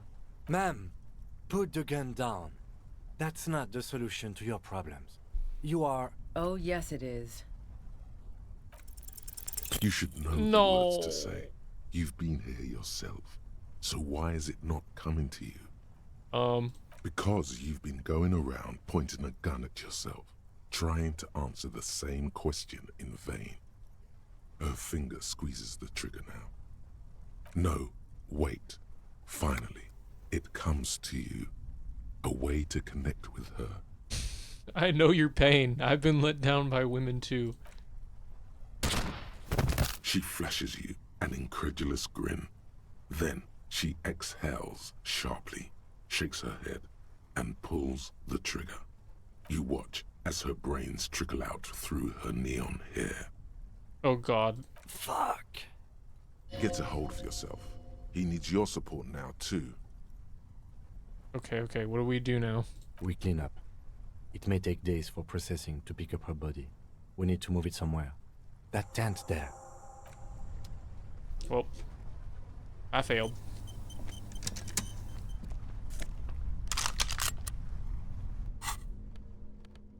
You hate to see it.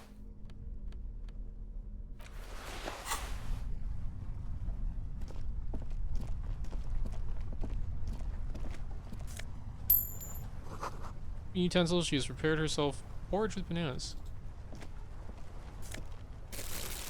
Bromine.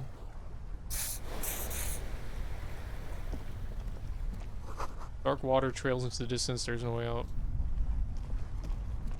The plain red tent stands by dispassionately. It was pitched by practiced hands. She was used to camping out. You see a rolled up sleeping bag and personal belongings. We should put her in the sleeping bag, so the rats don't get to her. Okay, let's carry her over here. The lieutenant nods.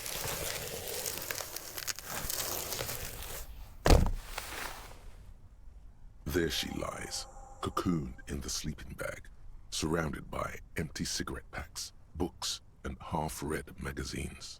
Magazines? You should look through them.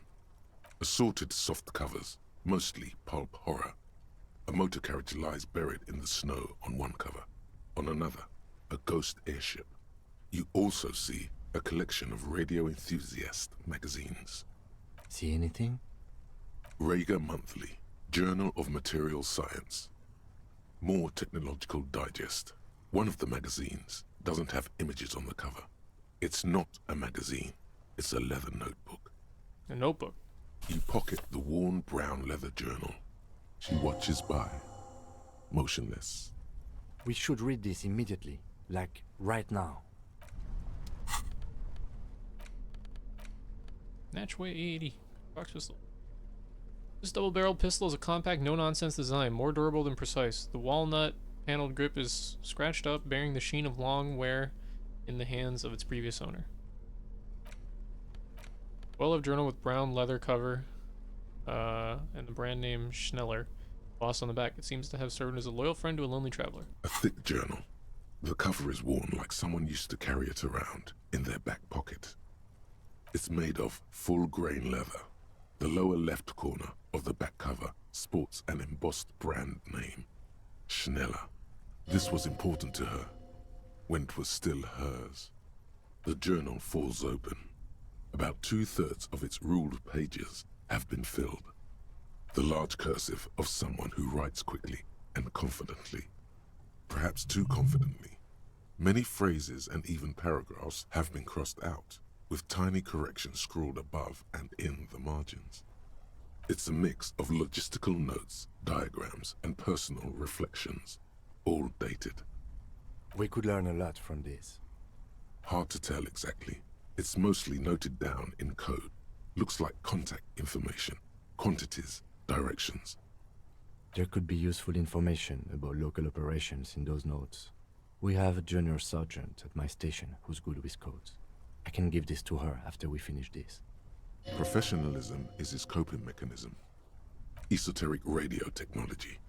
The most recent ones probably pertain to the latitude compressor, sketches, calculations of distance and density. You make out a familiar spiral shape. Short, wry observations of people and places. Probably a way to pass the time on the road. Also, what appears to be attempts to sort through some difficult decisions, there are a few passages with many questions in them. The way some of those question marks trail off into ellipsis, she was going through a tough time. The first entry is from August 2nd of last year. It reads simply, I know my position is precarious.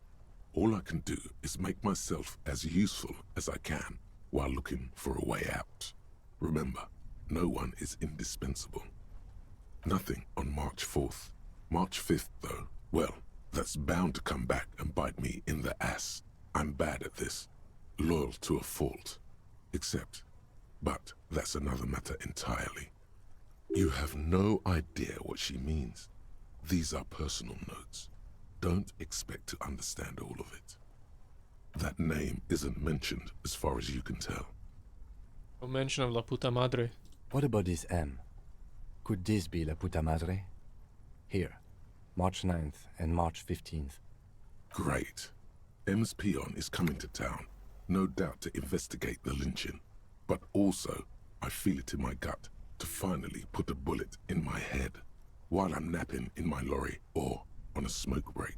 Well, I won't stick around just to twist my own neck by constantly looking over my shoulder.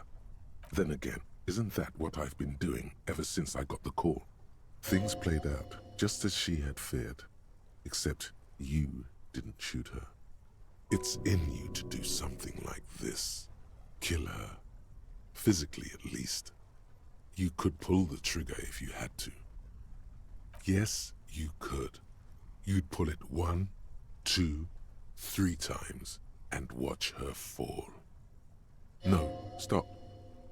He wouldn't do that. Been holed up here for 3 days now.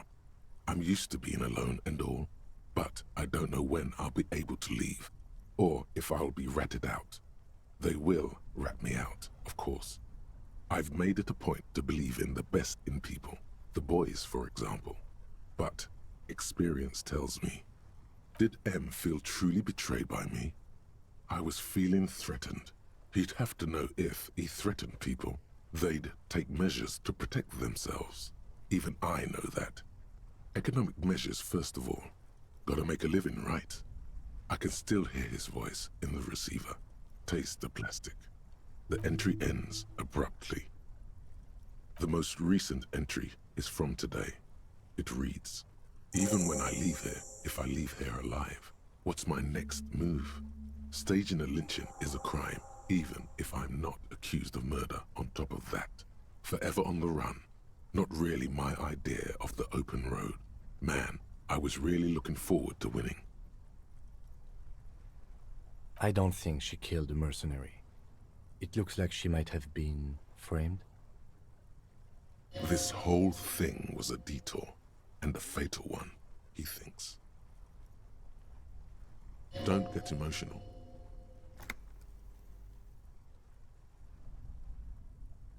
Okay, what do you mean framed? By the Hardy Boys? By Classier? By us? Am I really a La Puta Madre agent? No, I don't think you are. Ask someone in your precinct if you want to be sure.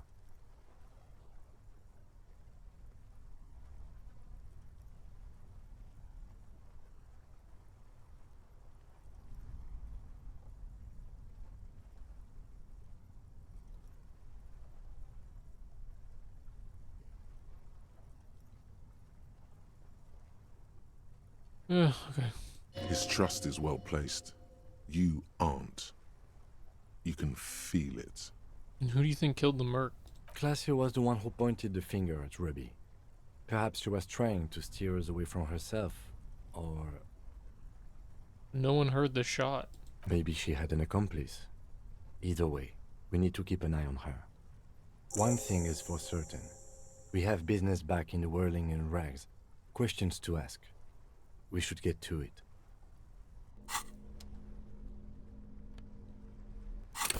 You know, I don't know what to put this in. Inland Empire, fuck it. Maybe pain threshold.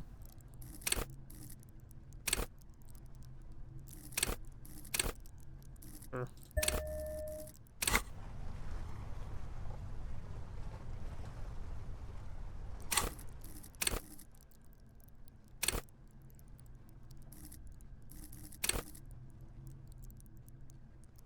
Well, I meant to put it into endurance, but...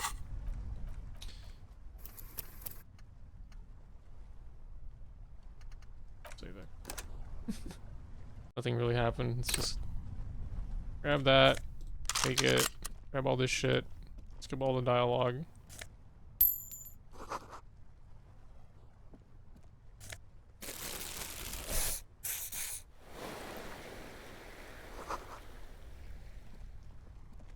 The plane read it was you see. We should put the lieutenant notes.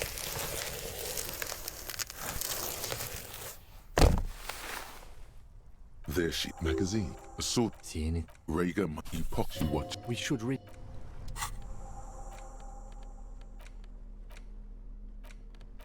A thick journal. It's made. This was important. The journal for the last, perhaps two. It's a. We could learn a lot. Hard to. There could be used. Professional. Short. The way some of is it nothing. You have no. The first and nothing. You have no idea that. What about this? Great. Then again, things played. It's in you to do. Yes. No. Being hold up. Did the entry ends. The most. Even when I leave it. I don't. This whole. Don't get emotional. By the Hardy Boys. His trust is what. Claudia was the one who pointed the finger. Maybe she had one thing. Endurance. I guess it doesn't really matter. I'm putting it into Inland Empire.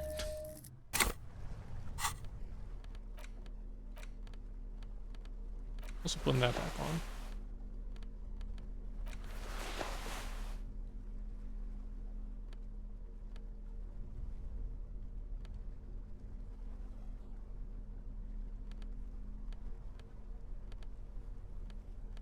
Actually, I'm gonna put this on because I eat this.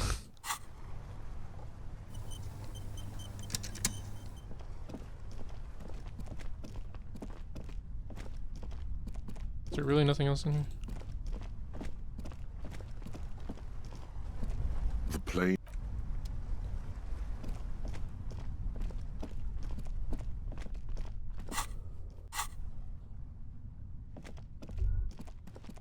Ratan! Now is the time! Time for what? Oh, you will see. First the spirits! The blue medicinal spirits! Grab the bottle and uncork it! It is time to unleash the other world! Wait, right now? A woman just died and you think now is a good time to party? Ratan! Life and death are inseparable! There's a party when you're born, a party every year to celebrate that birth, and a party when you're put in the ground! Yeah? What's the problem here? Why shouldn't there be a party when you die? And besides, this isn't even about that. You have no idea what this is about. This is gonna be so off the hook. It's gonna be off all hooks. The bottle opens with a silent, mysterious hiss. The fumes rising from its mouth are as crisp as the northern winds, howling somewhere, lashing the boardwalk with brine and rain. An ancient warmth crawls under your skin. Now, Bratan, take me off. What? I didn't know I could do that. Bratan, have I ever lied to you? Just take me off. Your fingers manage to undo the oily knot, and the necktie slides off. It looks so frail sitting there in your hand, weighing almost nothing. Now, put me in the bottle. But why? Trust me! Just trust me! You and I are gonna have so much fun it should be illegal! Suspect that it might be. Just put me in the bottle, Bratan! I'm not gonna let you down! You and I are like the same person! As the necktie slides into the purifying liquid, large stains of grease rise off from it and float to the surface. There, they quickly dissolve and disappear completely. Cleansed by the blue spirit fire of 98.7% pure alcohol, the fabric looks almost new again. No longer like a disgusting worm of the lower intestine, but like a colorful and deadly poisonous reef snake of the Insulindian Ocean. So, what next? The necktie floats in the bluish liquid with almost unearthly grace. Necktie? There is silence. The lieutenant has been observing you quietly All this time, he's struggling to keep silent, but finally seems to give up. I've got to ask, what are you doing? Yeah, Kim, I didn't want to tell anyone, but my necktie has been talking to me lately. Of course it has. It started when I woke up in the whirling in rags. It's been talking to me ever since. And what has the necktie been telling you, if I may ask? It mostly urges me to party harder. Wonderful. Very useful. He doesn't actually believe it's wonderful. Okay, so why did you put it in the bottle? Because it told me to. Right, okay. Anyway, I'm glad you told me your necktie has been speaking to you. That must not have been easy. We're all under stress. This is turning into a great big mess. I'm not judging. Just keep it together. Let's go. It's fucking losing it. Where's my tie? Where's my other tie? Spirit bomb. Equip this when times are most dire. Your spirit guide to the party scene. The horrific necktie was floating serenely in the blue medicinal spirit.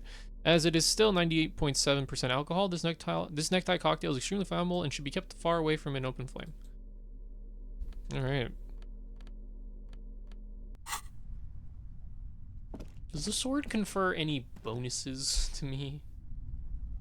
Anything?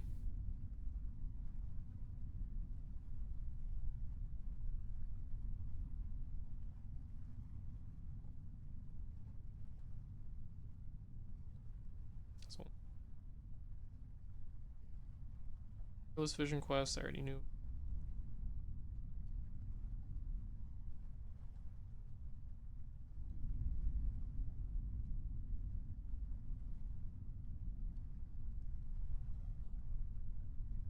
Guess not. Alright, well, it's gun time. Spirit bomb time. Holding the gun feels natural and satisfying. It's like an extension of your arm, the polished wooden handle almost fusing into your palm. It reminds you of the day you first held it, with fear and respect, hoping you don't have to use it in vain. The sun was out in Jamrock. It was so long ago. This gun, Sunrise Parabellum, will be the only thing standing between you and the all-consuming nothingness that threatens to eat the world. Sheathe it and wait, Herald.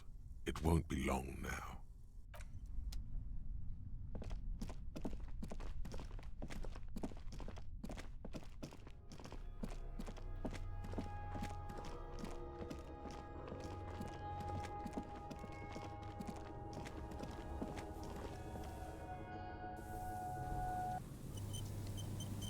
Grant isn't here.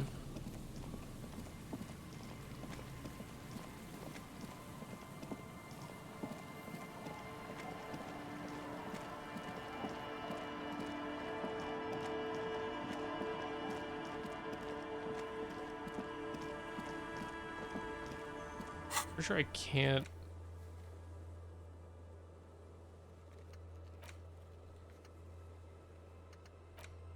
Be ready, Breton.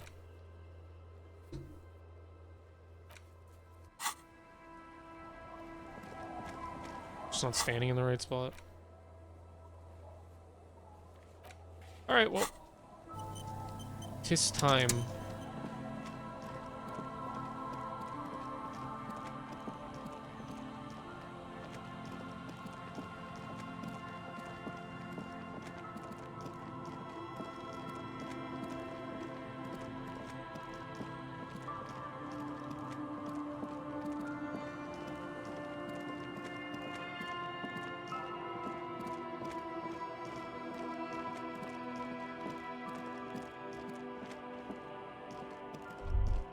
Stop.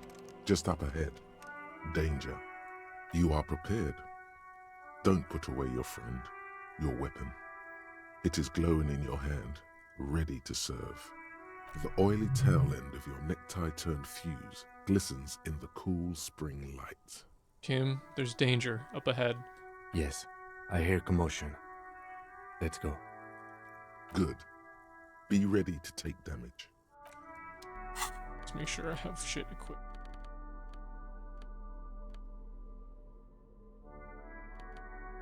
Okay. I got both of them. I got my gun, I got 2 bullets, and I got the spirit bomb.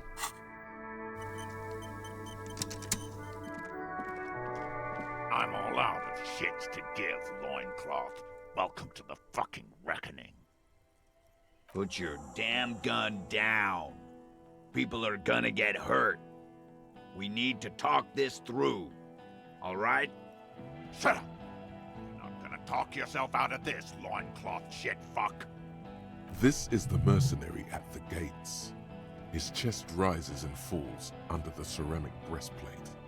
His fingers reach for the butt of his sidearm. There's something very wrong with him. He's dangerous. Shh. This is a misunderstanding. Nothing irreversible has happened yet. You can just return to your unit and forget all about this. The Kipt is merciful, willing to spare us if we just forget about our murdered and humiliated commander. I think we should just kill everyone, Corty. You are all drunk. Come to your senses. You won't gun down 7 people in the middle of the street. This isn't a frontier town or a jungle outpost.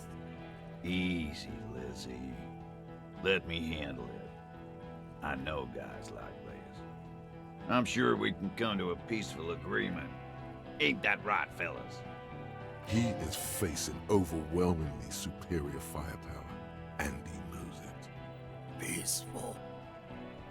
Nest in your abdominal cavity like a little wild mouse. The masked man's words are barely intelligible, but... Fuck, there's a third one. How did we miss something like this? This third one, he is the most dangerous of them all, heavily armed. The lieutenant is genuinely worried for his life. You should consult him before getting in there. We're out of time. This is... The Mercenary Tribunal. What do we do? My plan is not to get killed, but we have to intervene. This big one is the mercenary at the gates. If this turns into a firefight, we should take him out first. Stop. This is the police. Stop. This is the police.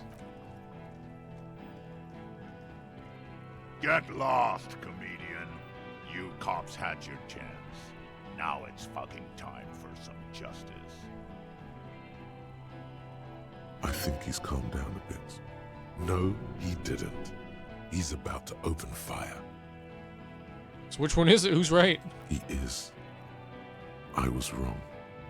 Pig fuck!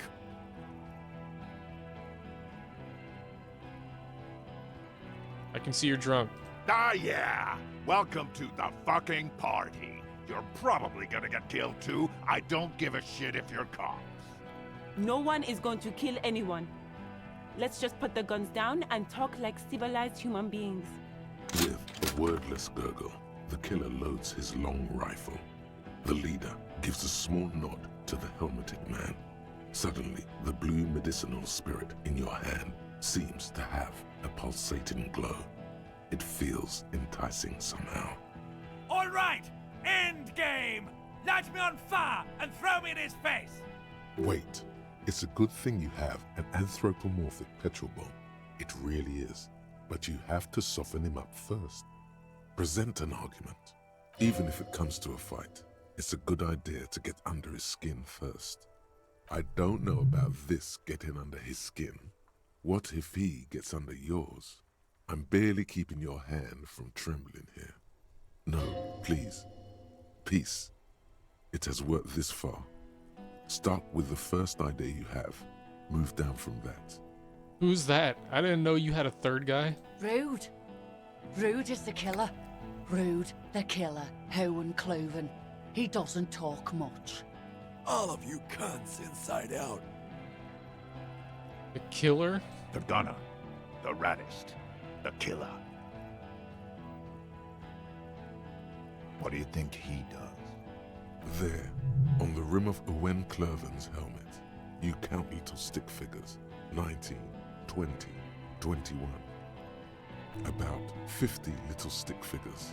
All of them black, plus 2 little white ones in the end. Kills black? Okay, it was kills people and now it's kills black people. Oh my god. mean, this kind of goes hard. Good. I kill killers. Oh. I don't want this to go bad. Oh, man. Oh. Good. I kill killers. Fuck it. Superstar cop. What are we waiting for? Let's blow that pig fucking mouth off his face. Lance Corporal, just fucking shut up and wait for your order. He is not used to commanding or leading. He feels uncomfortable. He'd rather shoot to kill. I heard a jungle story. Listen, they didn't do it. Yeah? Who did that? You should implicate yourself. Throw yourself onto the embrasure. Chest first. It was someone else. Someone who's not here now. How fucking convenient.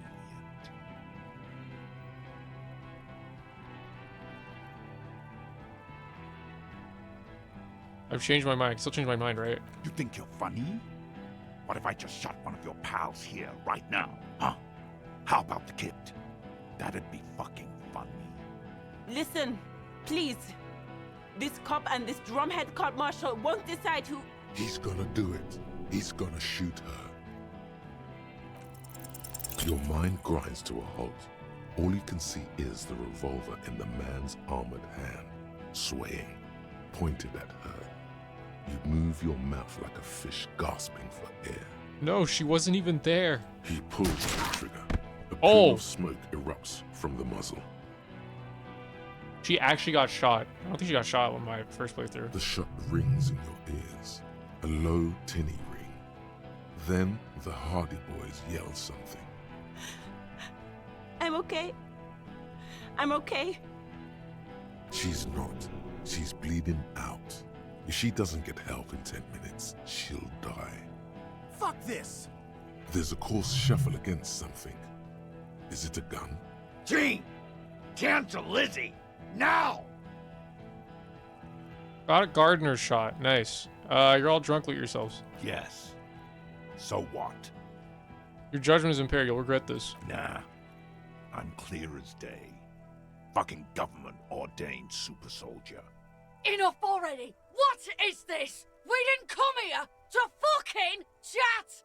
Interrupt me again and I will execute you on the spot, Lance Corporal. Now, you got them both off-piste. He's foaming mad at her.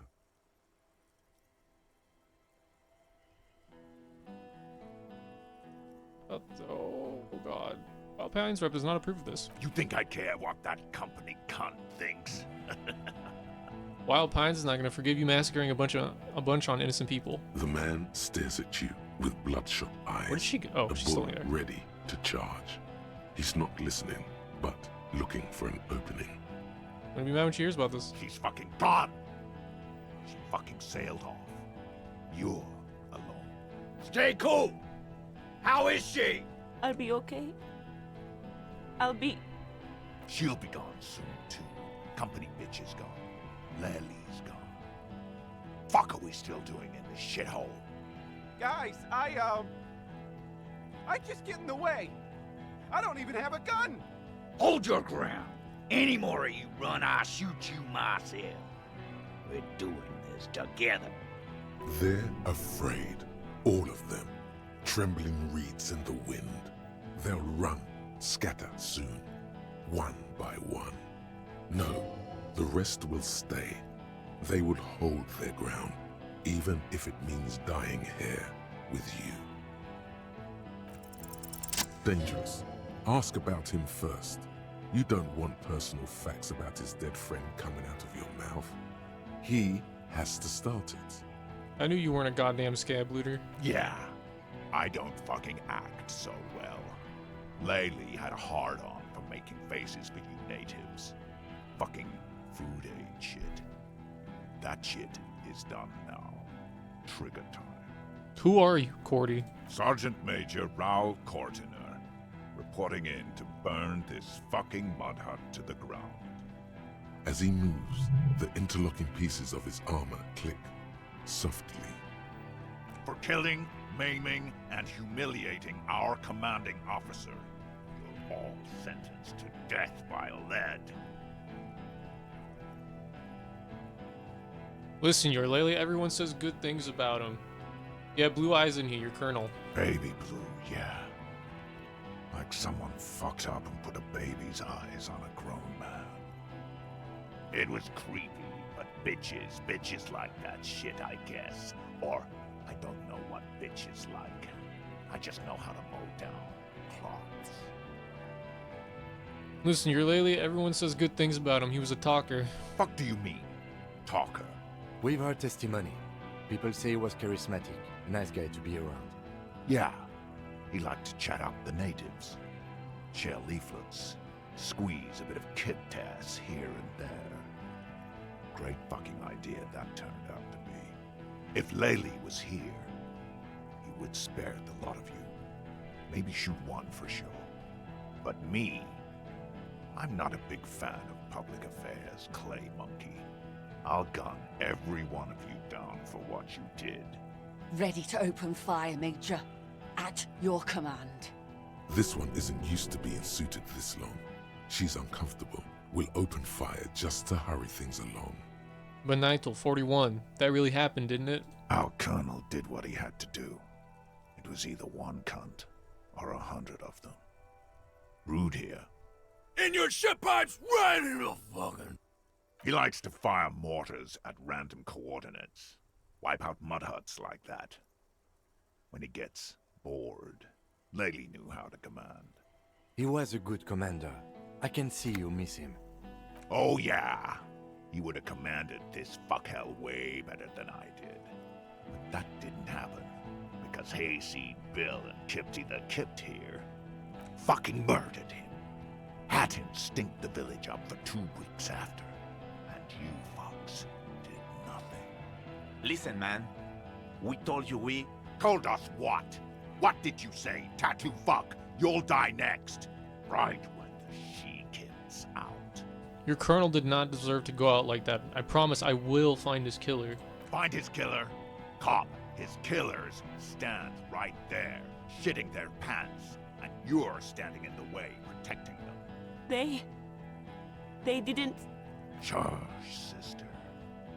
Blood's all gone out now. Not long to go till the rattle starts. 1 down, girl. 6 to go. Big talk, but you got him to admit he's a bad leader. It's a small thing, but it got him off center. Where is Classia? She can explain this. Who the fuck is that? Classia, the woman upstairs. Where is she? Gart. She left! Unarmed, hunched, but keeping it together. Gart, what the hell are you doing here? What am I doing? My fucking establishment is under fire! You know how much windows cost? What do you mean she left? She left! Her room's cleaned out! Right before these assholes showed up! We should have arrested her. You can feel how upset he is with himself. Just for a second. Then the fear takes over and he's back in the moment. Hey, Bushman! Your little cunt isn't gonna help you out of this one! She's gone. Forget about it now. Concentrate on this. Alright, spirit bond time. Oh, yeah.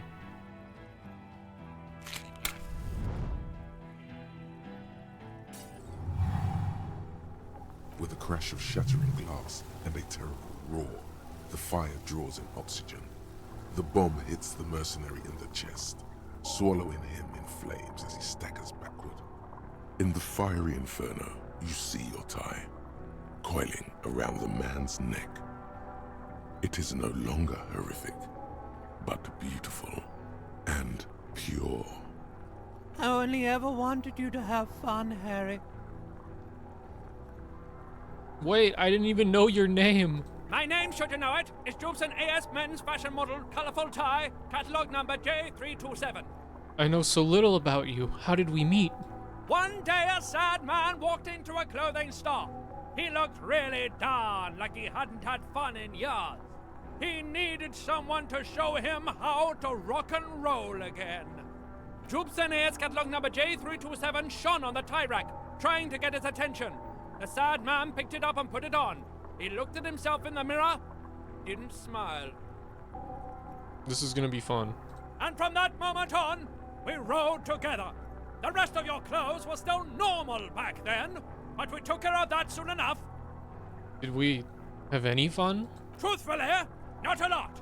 I did everything a multi-pattern necktie can do to help a man. I mean, I tried to get you to do all the fun things. Drink beer, drink wine, drink cider. Go to parties with young people around and drink beer and cider. Do drugs too, so you don't fall asleep. You had some fun, but not enough to heal you. What's wrong with me? Your heart is broken, Bratushka, and it cannot be mended. Believe me, I've tried. Am I going to stay like this forever? No, you're going to be mowed down by gunfire from the 2 remaining mugs. So no, not forever. Who broke my heart? You both did, Ratan. Deep down, you know it was both of you. No, it was her mostly. Don't lie to him, Necktie. What's going on with that guy? This guy, well, his face has cracked open into a scream of terror. It looks like he's performing some sort of a shamanistic dance that requires you to be on fire. Yeah, his body contorts in a very disturbing manner. There's no mincing words with this one. He's dying a horrible, painful death as you're talking to your tie in your head. Smells like a steak on the grill, the burning flesh in your nostrils. It's good to see you still have capacity for compassion, my friend. Deep down, you are a good man. Goodbye, Necktie. See you on the other side. Harry, for God's sake! Watch out!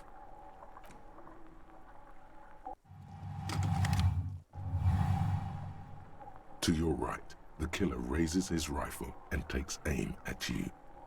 His moves are steady, but the long barrel of the rifle sways slowly. Kim, where's Kim? From the corner of your eye, you see the lieutenant raise his pistol and aim it at Rude. You stare down the barrel of the gun.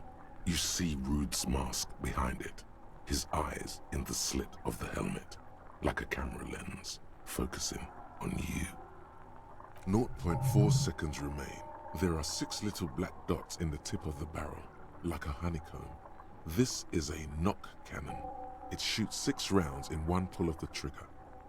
Is there anything we could use to protect this frail body? That gun will tear us to pieces. Just dodge the first shot, and the second will be easier. Drunks are quick to anger and make mistakes. A low shot rings. You feel a tapping like rain on your chest plate. Heavy drops of rain. Then the sound of dice rolling as the cuirass distributes the shot evenly from plate to plate. You got hit. The armor took most of it, but still your ribcage burns. Feels like blood is slowly seeping into your lungs. God, please. 2 shots ring at once. One from the lieutenant's pistol, and the other from DePaul's. It's aimed at the lieutenant, but it misses. You hear a scream behind you. Kim, did he hit the rifleman? Blood gushes from the helmet's eye sockets as Rude staggers back, disoriented. The sounds coming from his helmet are not human. An unbelievable shot from the lieutenant. Who screamed? Glenn, dying in a puddle of blood behind you. His mangled torso has 2 gunshot wounds. Blood gushes out of them like red geysers. Oh God, watch out. You see 2 crazed eyes stare at you through the burning meat and the flames. With his face boiling off, the man raises his pistol at you. Then he squeezes the trigger. The look of vengeance framed by melting skin. This is the last thing he will do on Earth. But he will do it. He will end you. Here it comes. Death.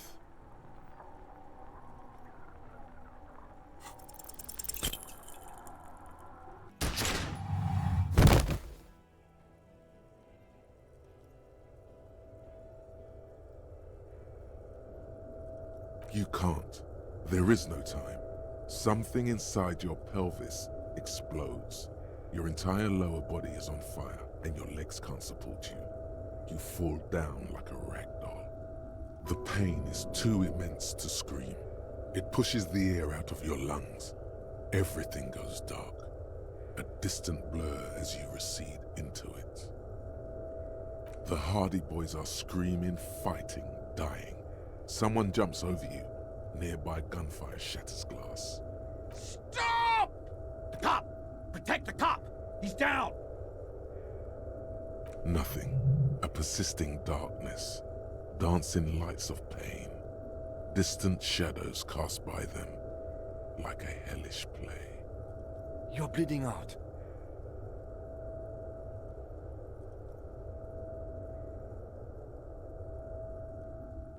There's a white shadow that smells like apricots. It's always there. Stay with me.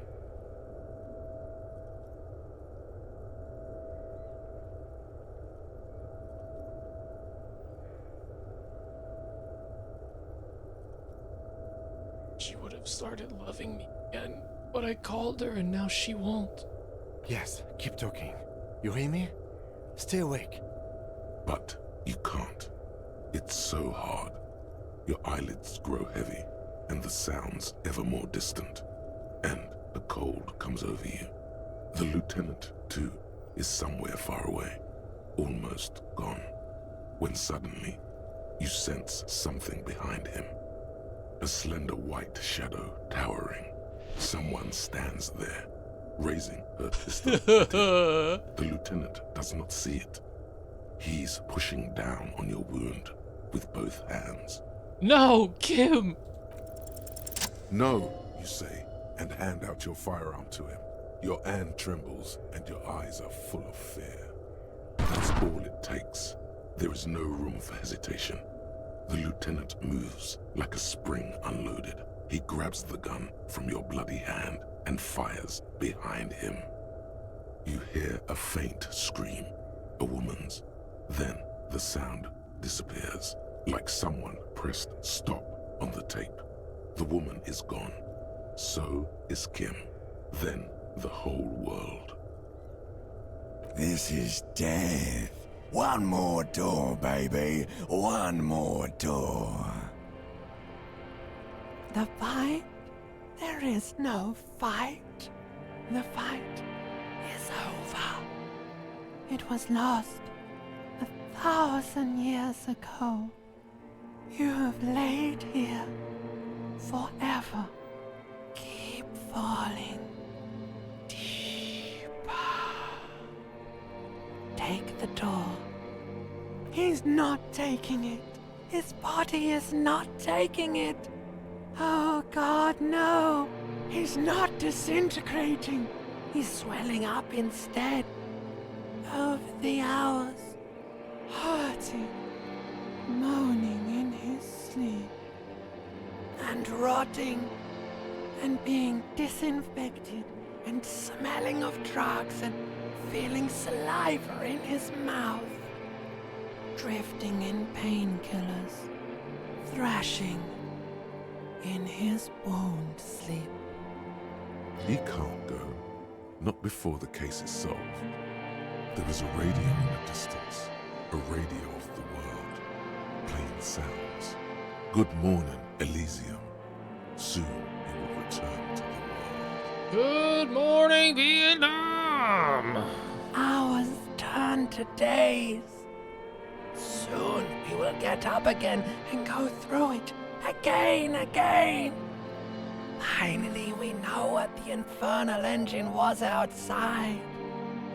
The clarion call. It was him. He is the infernal engine. He never stops. He only gets worse.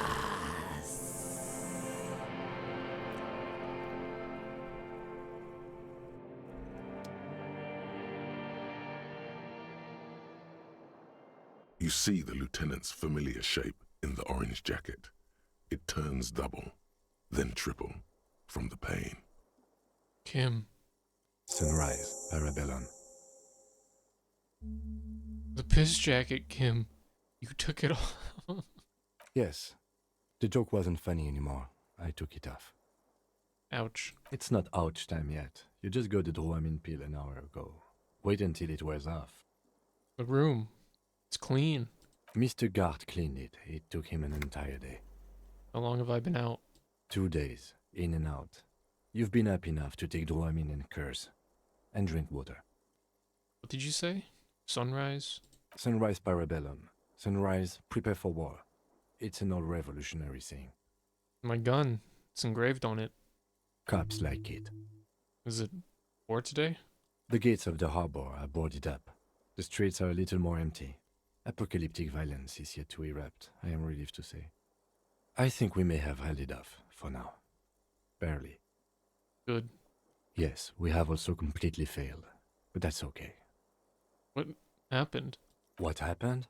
You threw an improvised petroleum bomb at the Major. A firefight ensued. Matai made me do it.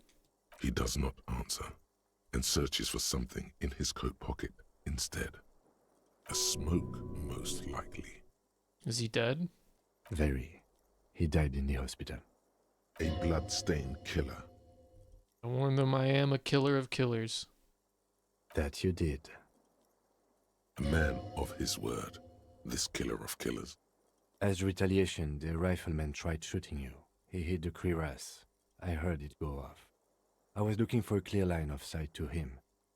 He sounds a tiny bit sorry he did not find it before you got hit. I shot and wounded him, while Glenn took a bullet in the spine. It was meant for me. He did not survive. This is not the first person to die in his place. He goes on. Titus, Fat Angus, and Theo charged. Angus and Theo did not make it. They both died before they made it to intensive care. Titus survives. So do Alain and the musician. I forget his name. Eugene? Yes. He's still alive too. What about the gardener? You were bleeding out by then. I think you said something about your wife, and you warned me. I was able to disarm one of them, the Pole, before she got a jump on me. Thank you. I killed her. And that's what happened.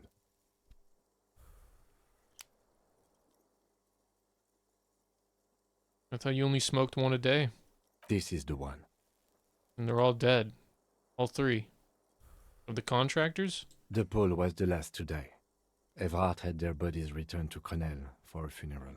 The company is yet to retaliate. Why? Because we deterred them? Or Joyce did? Maybe the harbor in full lockdown is too costly a target. Or maybe they are simply taking their time and will attack soon. I don't know. How many casualties? On the Union side? Total? 4. Glenn, Theo, Angus, the fat one. He took a lot of bullets.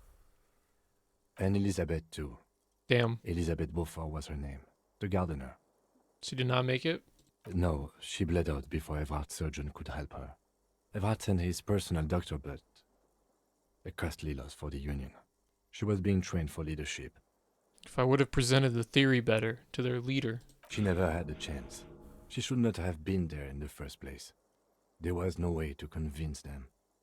Stop this line of thought now. You're too broken for ghosts. And that's... all.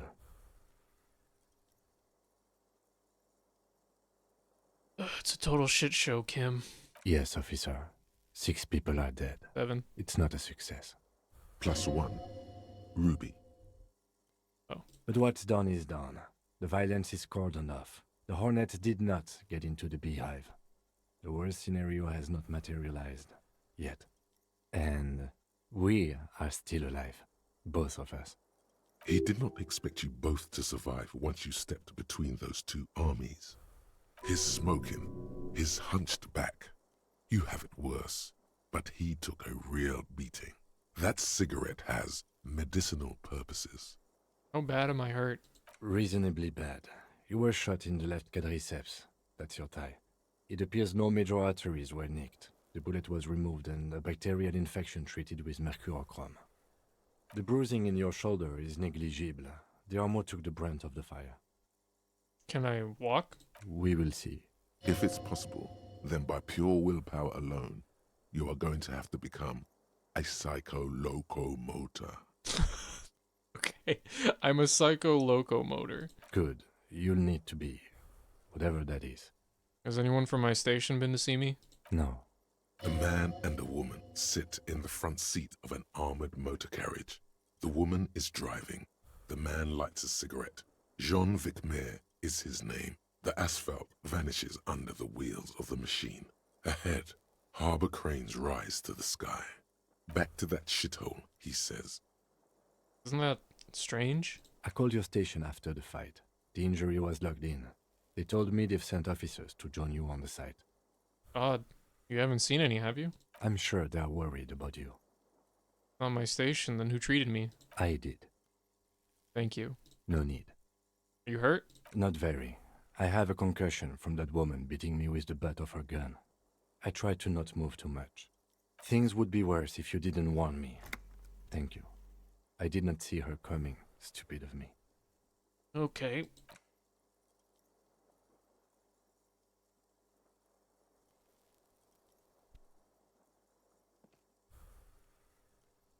Easy now. How are you?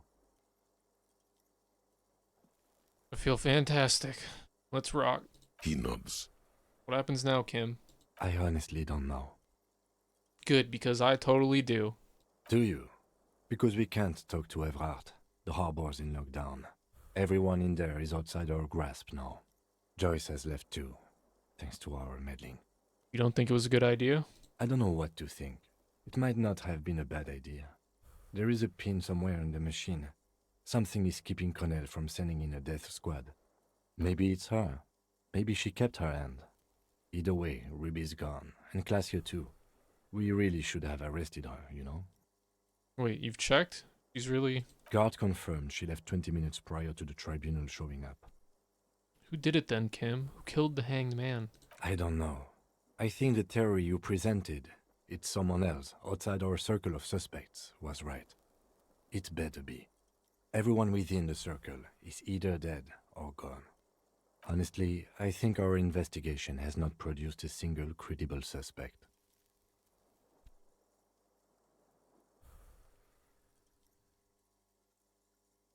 This is because I'm La Puta Madre's peon, isn't it?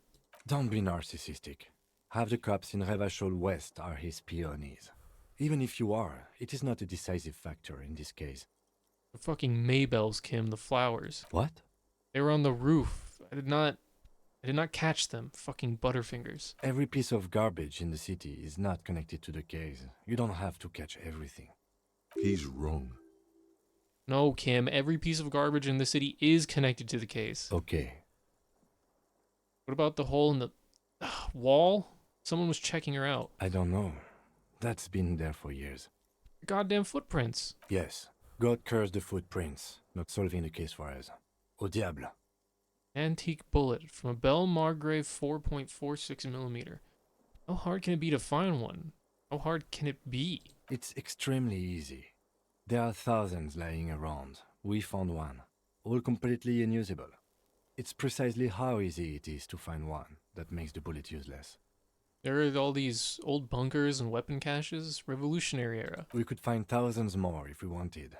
All of Revachol is full of them. But they seemed so mysterious.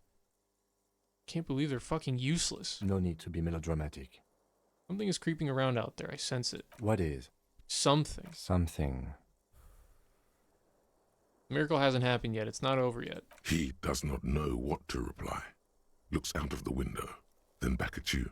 It's morning outside. You think. You know what I think about solving crimes? He arches his brow. The ceiling fan patiently spins overhead. Crimes is hard. It really is very hard. He sounds surprisingly weary. That concussion must be making him dizzy. You're not ready to give up, are you? No. Are you ready to limp? I'm ready. Good. Where do you want to limp to? A gust of wind blows in from the bay. The duraluminum box around you vibrates imperceptibly. A familiar cold, a red thread on the roof upstairs. Taut, plucked like a string by the gust. We should check Miss Orania disco dancer's room upstairs. Why not?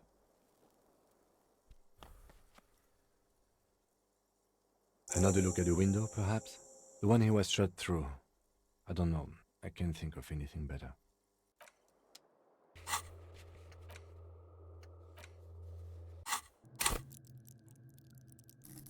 I mean, this is a visual calculus situation.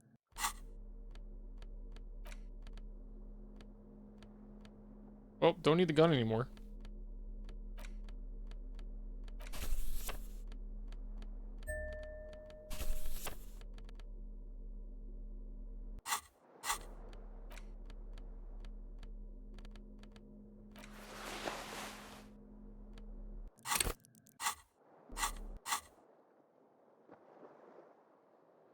The bed's a little...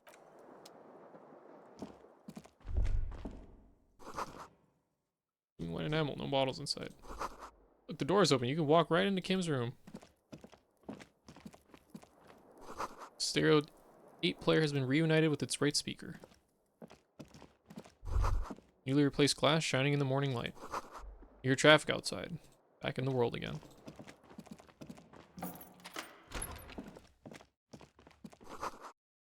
Alarm is set for 6:50 a.m. Medicinal supplies on the cupboard. Mercurochrome, a scalpel, and antibiotics. These papers bear the stamp of the RCM. They appear to be fragments of the lieutenant's paperwork, half finished. You make out notes on this and other recent cases. I had Gart open the door to your room. You were running a low bacterial fever the first night. Thank you for keeping this thing alive a little longer. It would have been easy were it not for my concussion. We both got lucky, considering the odds we faced. Let's go? I am sure neither of us feels solid in... Yeah, alright, Kim. Just don't want me to see what you have going on. It's fine.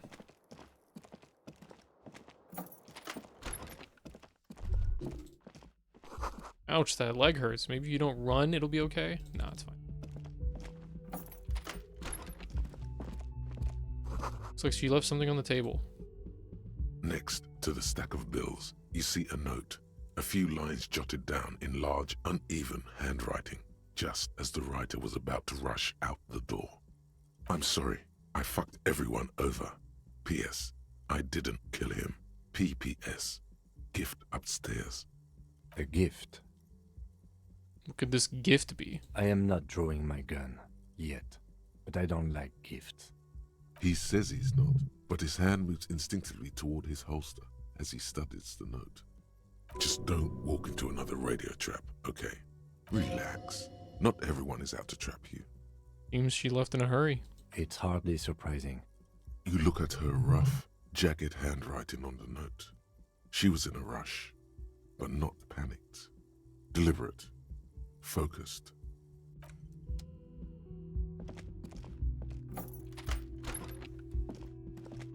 The medicine cabinet is empty.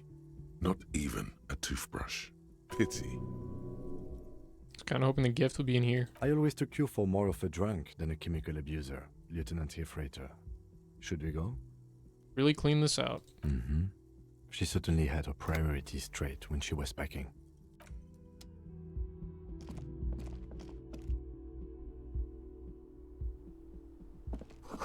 A red thread, made of nylon, leads out of the room and onto the rooftop.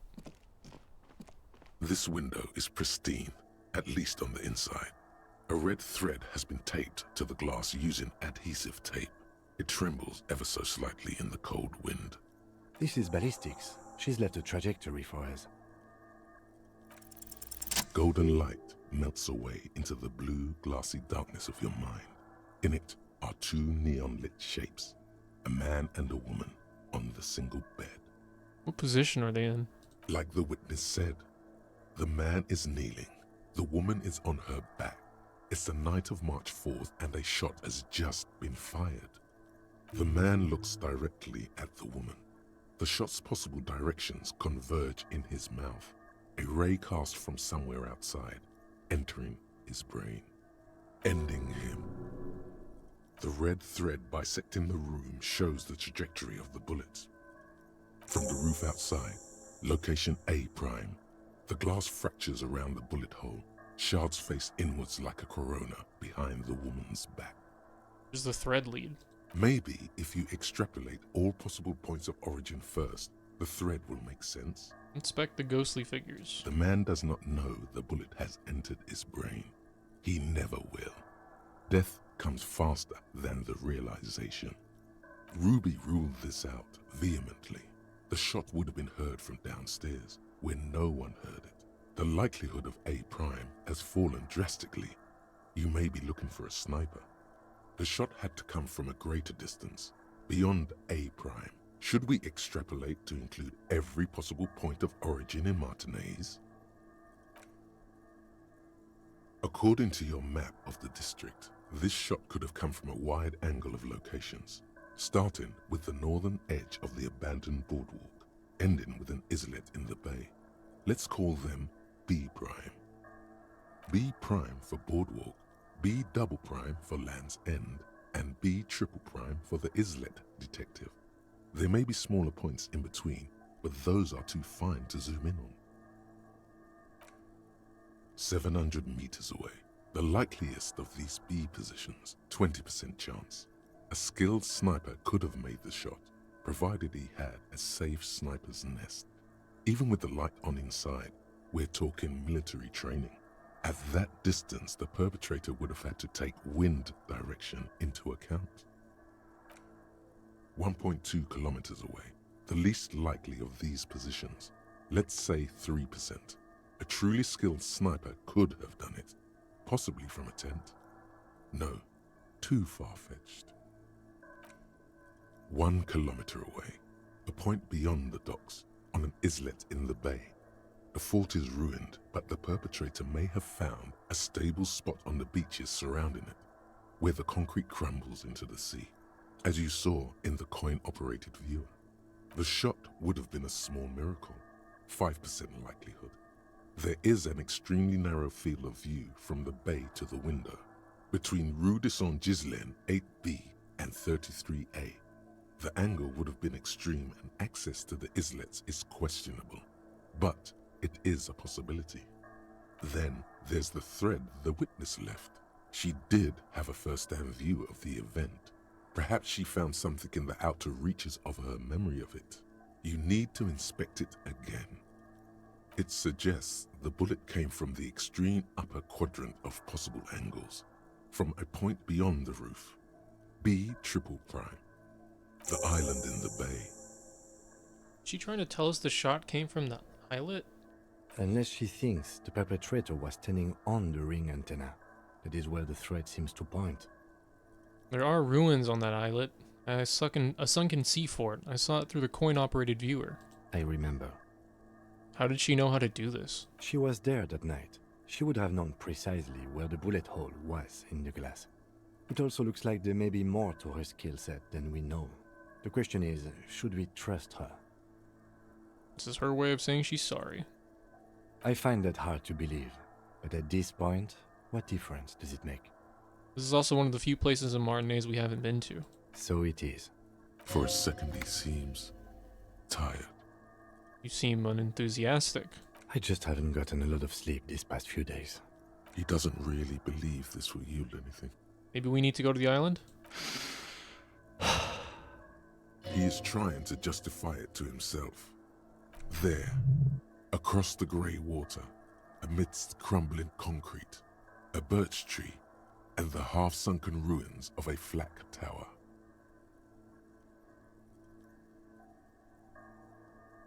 I don't have anything to say. This is just something we have to do, Kim. I understand. He will. He has it in him. I remember an anti-aircraft gun, or the ruins of one on the island, from the coin-operated viewer. Could be the makings of a sniper's nest. Why not? Military fortifications are made for that kind of thing. I'm going to the island. Are you in? Of course, of course. I mean, how do we get there? Joyce Messier had her sloop, but she's gone. Lillian the net picker. She's towing her boat. Ah, yes, of course. The village. Let's go.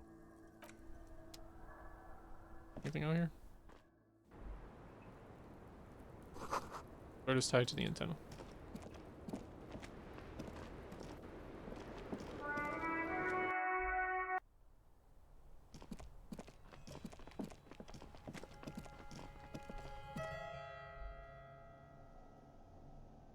Everyone is gone. Up, guard. Oh, you're up. It's good to see you back on your feet. Did you like your room? I cleaned it for you. I did, thank you. Big improvement.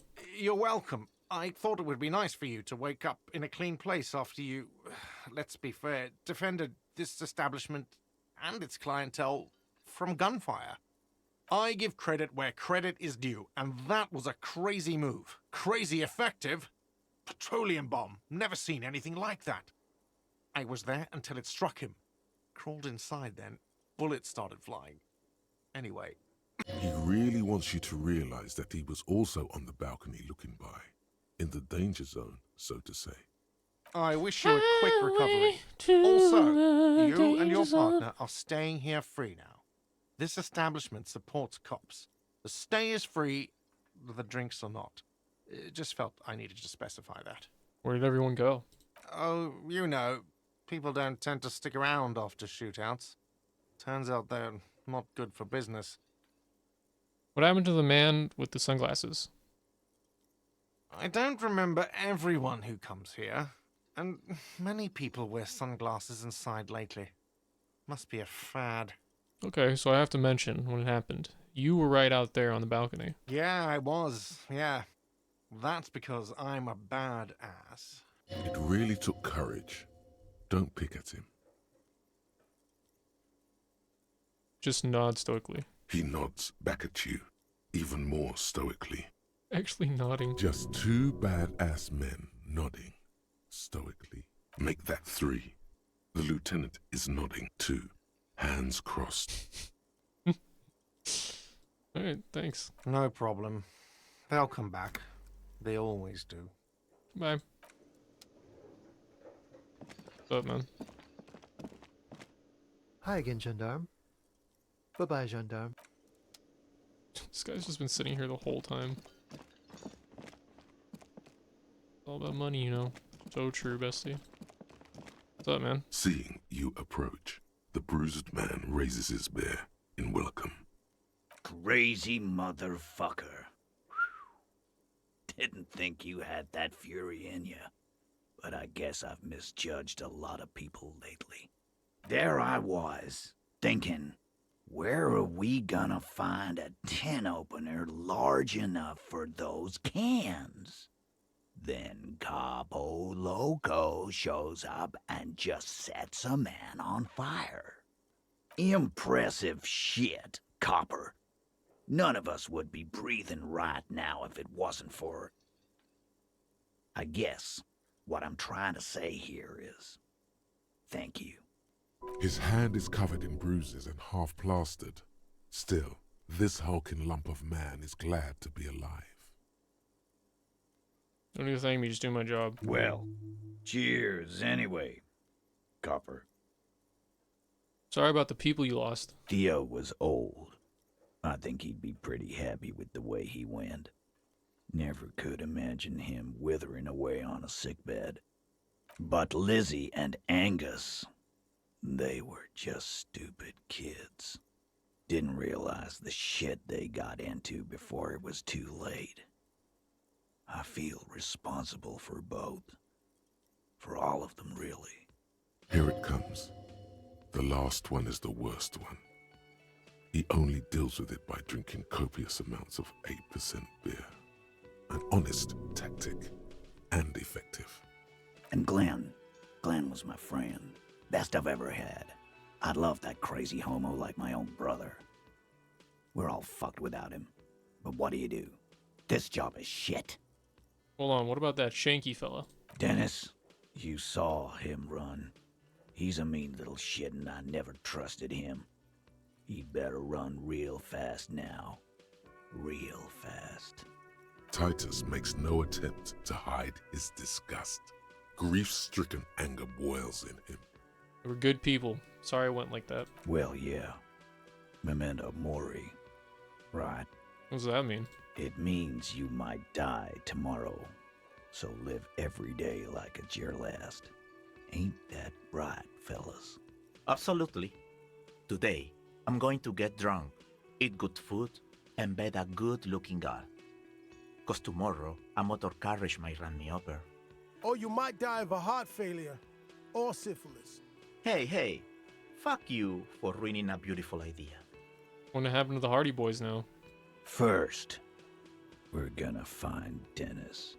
I'm going to find Dennis. I'm going to find him, and then I'm going to kill him. The tone of the statement is so matter-of-fact. It's as though he were talking about picking up a morning newspaper on his daily walk around the block. Your guy, your responsibility. Do what you feel's right. The lieutenant shakes his head, but doesn't say anything. Go ahead then. Maybe they'll only break his legs. We're hunting that rat down. Let it be known what happens to cowards. And then, I guess I'll take a closer look at our union members. There's bound to be some ambitious fellows there who'd love nothing more than advancing social democracy by busting some heads. Might even ask Tibbs if he's tired of replacing windows, and maybe wants to have some fun with his brother. Anyway, don't you worry. As long as Titus Hardy's standing, there will be Hardy Boys. You know what happened to Classia? Don't know, don't care. I'll be glad if I never see that fucking woman again. Even after all that hell, he's still bitter about her? Titus, after all we've been through, level with me. You really liked her, didn't you? Nope. Same here, man. He shrugs and tries to look uninterested. Any idea what I should do now? Judging by the sight of you, I'd suggest crawling into bed with a bottle of whiskey in one hand and a big tit in the other. Yeah, go pay Monica a visit in Janrock. She's got a knack for making men forget about their worries. Biggest pair of milkers in all Rebachon. Hell, you both look like you could use some feminine company right now. Thank you for your advice, Eugene, and you too, Alain. I do always appreciate a good use of the expression milkers. You're welcome, Bina Claude. You're all right in my book. So long, fellas. Be good so I don't have to come back here again. Take care, coppers. You two look after yourselves now. Death passed on you today, but men don't get that lucky twice. Copo loco. And normal cop, I guess. Good luck in Jamrock. Scars made the best tattoos, they say. Thanks for getting involved, guys. Not a lot of cops would step into that line of fire, but you did. And if you ever feel like the uniform is holding you back, I've got a few vacancies. You'd make one Hardy boy, copper. And Titus Hardy himself would make a good officer. That man was born to lead. The RCM could really use a man like you, Titus. Think about it. I will, Capo. That's a promise. Now scoot, 'cause the Hardy Boys got some mourning and drinking to do. Take it easy on the drink. The danger has not passed. This town needs you on your feet. Good point, Bino Claude. We'll keep the vol under 12% tonight. Fucking Bino Claude, man. It's crazy. Un jour je serai de retour près de toi.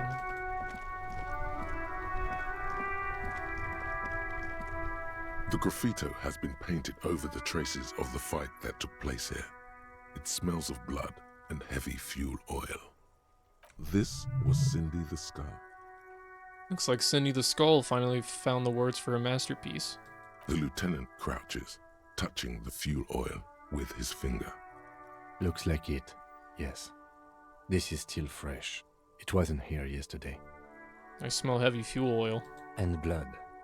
Some of it is even yours. Heavy fuel oil. Isn't that flammable? What are you trying to imply, Fingers? You could buy some smokes, light up a ciggy and throw it in there. You know, just to see what happens. See if it's flammable. It's better that way. Safer.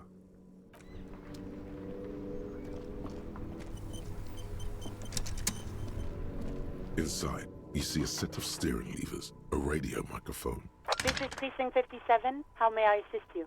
Excuse me, 7, we've been attacked. I repeat, Lieutenant Kim Katsuragi and I. Something is wrong. Only static hisses through the speaker. Hello? No reply. Only the mindless drone of static crawling through the air. It's been this way for a while now. My guess is the Union is listening in on our conversations and jamming outward communications to protect themselves from Cronel. It only happens when someone mentions the attack. The rest is unaffected. Our best bet is to carry on like nothing happened. That is, if we don't want us cut off the grid completely. Isn't that dangerous? No more dangerous than stepping between 3 armed mercenaries and 8 Union men, I hope. I don't like it either, but that's the way it is. The street seems safe enough to me. If anything, taking out the mercs made things calmer.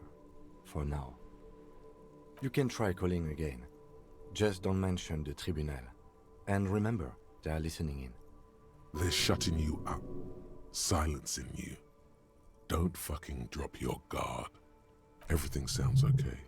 No drumbeat of total war yet. If anything, everything sounds too okay. In the cabin, you see... This is Precinct 57. How may I assist you? Right. Please hold. 10-4, come in. Fireworker, over. I've successfully located my 9mm Villiers pistol. It's on me now and I won't lose again. 10-4, sir. Roger that, and very glad to hear it. I will make relevant changes to the report. Jules, I've heard that some people think of me as La Puta Madre Spioni. You think I'm corrupted? 10-4, sir. Well, there's been some talk, sir.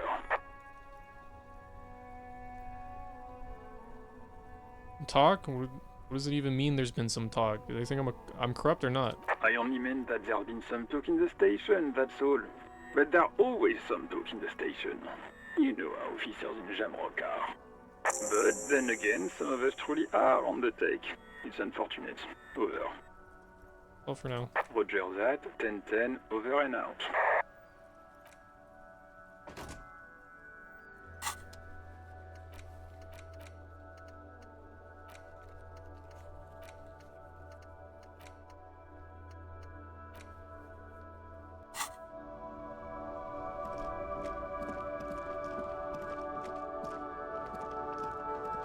What's up, Tommy?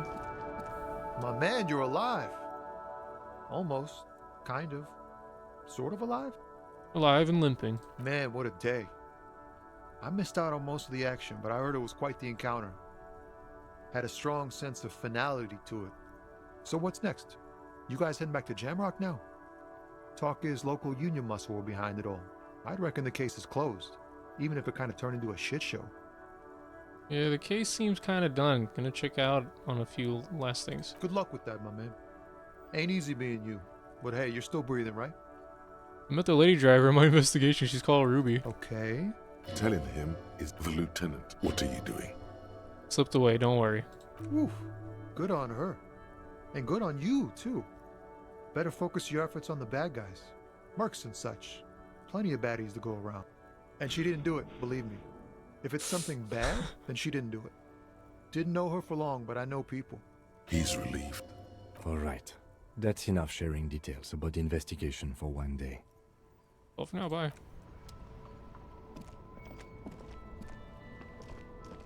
Oh, I never did the Communist Vision quest.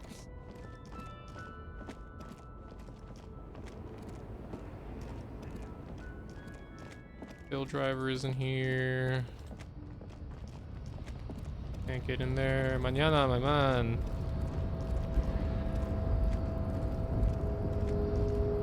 The boyadero stares at you with respect, then gestures towards the trickles of blood adorning your clothes. Danger comes with the boyadero lifestyle, right? There are types of danger. The one I'm usually concerned with is lung cancer or getting mauled by wildlife, not bullets. It calls back to an older era where this was commonplace, though. You have a true boyadero heart. Right, so where is everyone? Hiding, gathering themselves. The harbor's in full lockdown, friend. No getting in or out, for the time being. Can't help me get inside? No, man. Not today. Today is war. He says it matter-of-factly, like it's no big deal. What's going to happen next? Time will tell. I'll tell Everett you dropped by. I'm sure he'll be glad. What will you be doing though? I'll be okay here, doing lookout. Quite the sight, aren't they? Getting to like that red I am. Don't worry about me. I live to alleviate the worries of our brothers. See if any insane killers turn up. Then I'll run. And live. Right at the good shot, eh? I'm sure I'll be luckier than you, friend. Measure head here. 3 T's, how idiomatic. What? What the fuck? Was that always there?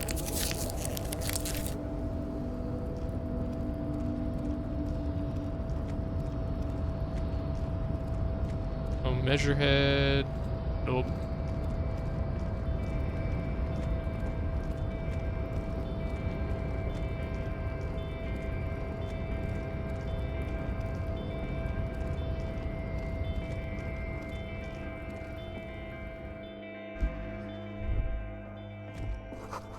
The roses in the window, those aren't the flowers that were left for Claudia. Is this about the questions again? A colorful display. The bottles wink at you there, in that dark green glass. All. It's the smokes. A small cabinet on the wall is filled. A colorful. The bottles there, in that. I'm obliged to inform you that. Don't ask. Don't look. Don't do. Here you go, mister. Cool.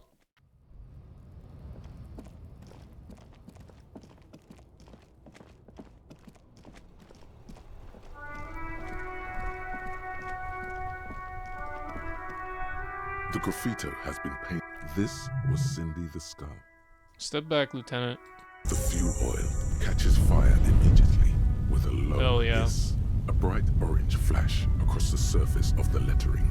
The falling snow turns to vapor above the burning message, mingling with the black smoke.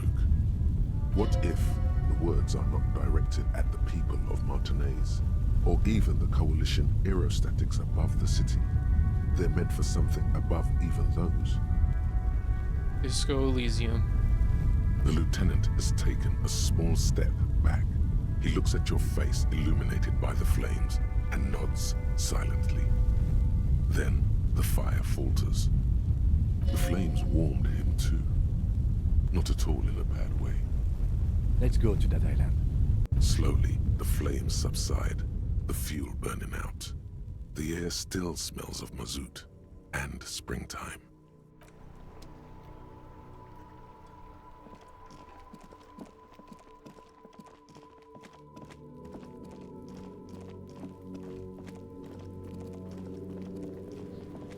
Everyone says you started crying in the middle of a firefight and then bled like a pig. I guess that was cool. Guess that's true. Cool. That's very cool to Kuno. Just don't think because you got half your dick shot off and you're an invalid now, Kuno's gonna treat you different. Kuno doesn't reward weakness. It's business as usual with Kuno. Kuno's cold like that. Feels good for some reason. Watch out, pig. It's a dangerous world out there. But Kuno's got his eyes on you. What's that supposed to mean? Who knows? Are you Kuno-S? I'll die before I squeal, pig. Fair enough. Anybody else have anything to say? Gaston?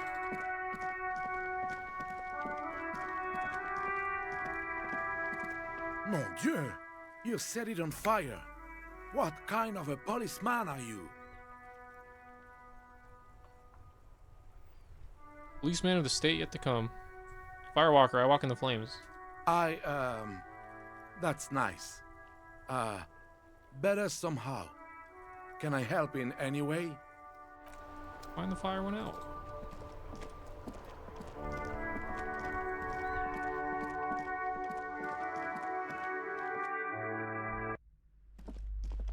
Oh my god! Things have gotten out of hand! I thought the psychic stuff was bad, but the crime! It's even worse! I haven't been able to come to work for 3 days. The shop has been locked. No sales, gangbangers running around, shooting everyone. I know I shouldn't have bought a shop in this ghetto. I'm the one who got shot here, ma'am. Oh my God! Even the police can't take care of all of this. Just look at that limp. Someone should do something about this. Maybe I should close the bookstore and open a psychic studio. Oh boy. Yes. It makes sense. Crime is the sixth element, you see. The darkest element. I could teach people to protect themselves against bad energies and to fight crime. Sounds like a plan. Life must go on after all. Yes, what Martinez really needs is more vigilantes roaming the streets. Exactly. It's a brilliant idea. Thank you, officer. I'm going to start drawing up business plans right away. In the meantime, do buy the books. As many as you can. They won't be here for much longer. Is there anything else I can help you with? What's up, Annette? Hi, Ace Detective. She does not care I got shot. All good. I can talk to the dice maker, but I don't care.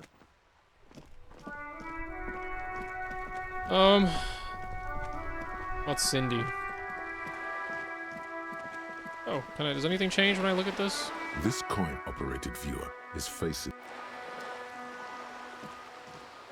This coin operates. Your money disappears into the curtains on the display open. The lenses shift. Its leaves ripped from it by the winter wind. The little brave birch tree seems to wave back in the wind.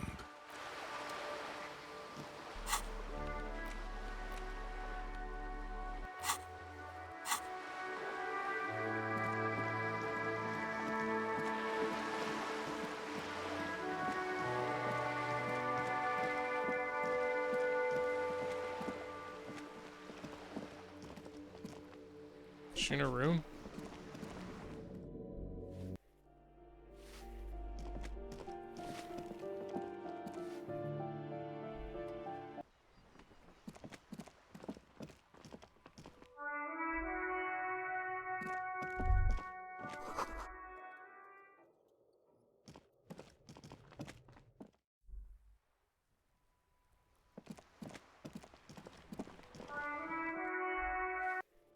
Wah, wah, wah.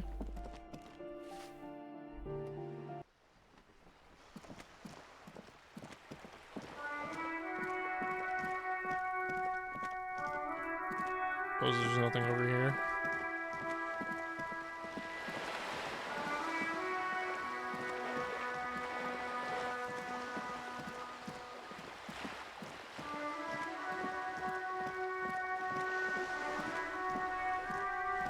I might. I didn't do the vision quest. Whatever, man. Might as well just finish the game.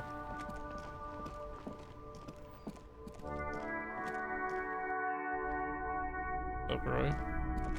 Between you and me, this is why I don't get involved in local politics. Well, someone has to. So it goes. Now, what can I do for you?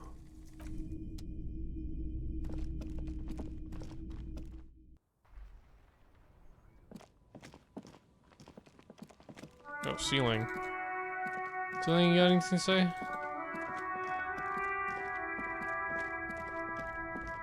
Wow! Well, what?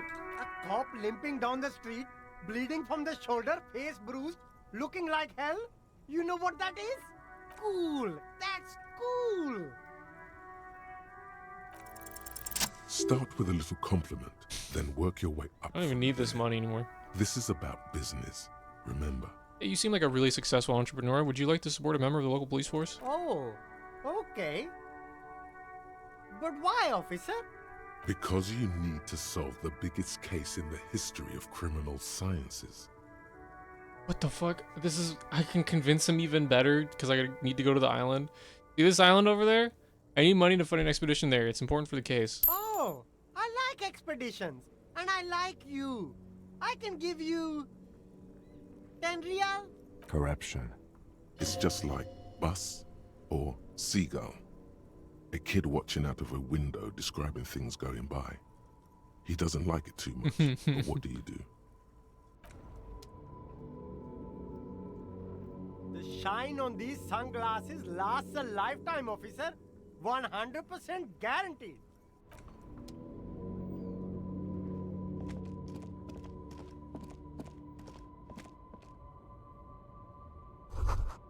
Fall within, not human. There, the phasmid perhaps. No, you know it's but a dog.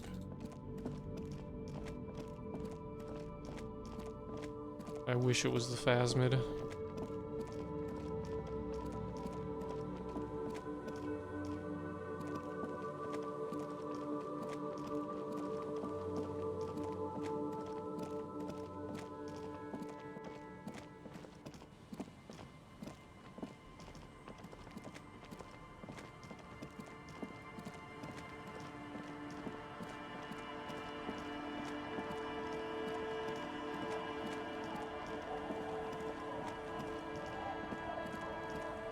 Our tenant, the policeman. I hope Got the shot. waves don't. Even I can see that. I told you not to bring your trouble with you, policeman. We've got troubles of our own here. Though I suppose you took the worst of it. Turns out you were your own ill omen. I guess you were right. The men with the guns were coming for me after all. I'm not sure those were the last of the men with guns either. There are always more coming for your kind, officer. Then we'll be ready for them. Hello, kids. The scruffy-haired little boy kicks a stone while the other watches him do it. Is little Lily your sister? Yes. Yes? Yes. Okay. Yes.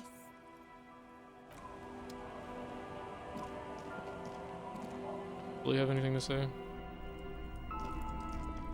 Hello, mister. Bye. I don't have anything to say. I want the drinkers. You Doom Spiral, what's up, man? Man, you're like bleeding now.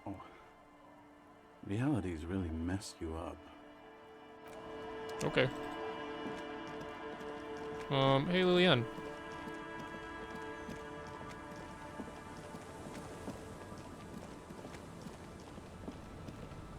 Officer Harry, what happened? You're limping. Why are you limping? You look terrible. Some people hurt me. Is this from the shooting in town? We heard gunshots. Not that we don't hear gunshots all the time, but they were closer than usual. There was an exchange of fire on Rue de Saint-Guylaine. It's nothing to be worried about. I'm not gonna say this. I have a question for you. Of course. Can I help you with something? We need to get to that island. That won't be a problem. It's wind still and the tar just dried. We've got 2 days of relative sunshine ahead. Can we borrow your boat? If you promise to bring it back, and no scraping the hull, I just got it nice and yellow, and no drinking on the boat, and no joyriding either. Of course, ma'am. It's only for a day or two. Official police business. Aye. What if I want to rock? See, that makes me not want to lend you my skiff. On a boat, rocking leads to capsizing. That there is an absolutely 100% rock-free skiff. You got that? 2 days of sunshine, I just got a bacterial infection. I'm sad to hear that. Take care of that with Ether, will you? Don't get too many RCM men round here. Be sad to lose the first one. That's cool. You boasting your bacterial infection like that. What's on that island? I saw some kind of ruins through the binoculars. Used to be some kind of fortification there before the war. For the communards. An anti-aircraft gun, I think. Bombed to bits in the landing. I haven't been there myself. Always steered clear of it. Hasn't been there herself. Who has then? You said you haven't been there yourself. Who has then, if not you? My husband used to drink there. Him and his drinking buddies. Always seemed like a bad place to drink to me.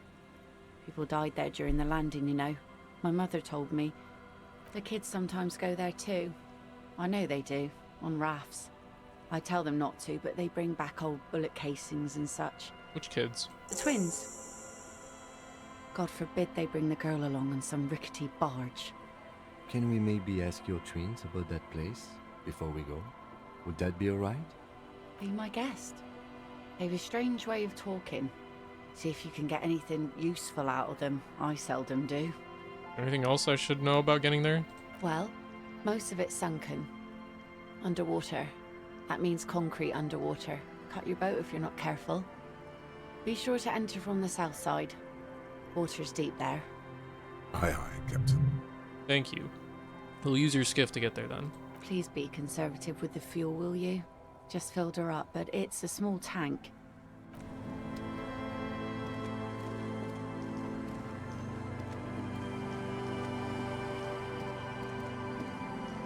The scruffy-haired little boy kicks a stone while the other watches him do it. Okay, kids, you've been to that island, right? On that island? Yes, that one. I need to know what's there. That's, nothing. It's just a seafort and some plants. You can take a raft there. It's great. And we make a fire. We make a fire. Mm-hmm. Gather the sticks for the fire. And bullets. Or not real bullets, empty bullets. What then? They're lights. The fire guy comes and asks us to put the fire out. They must mean a human being on that island, but it's cut off. Someone lives on the island? No. Yes. Let's go with yes. Why is he the fire guy? Because he asks to put the fire out.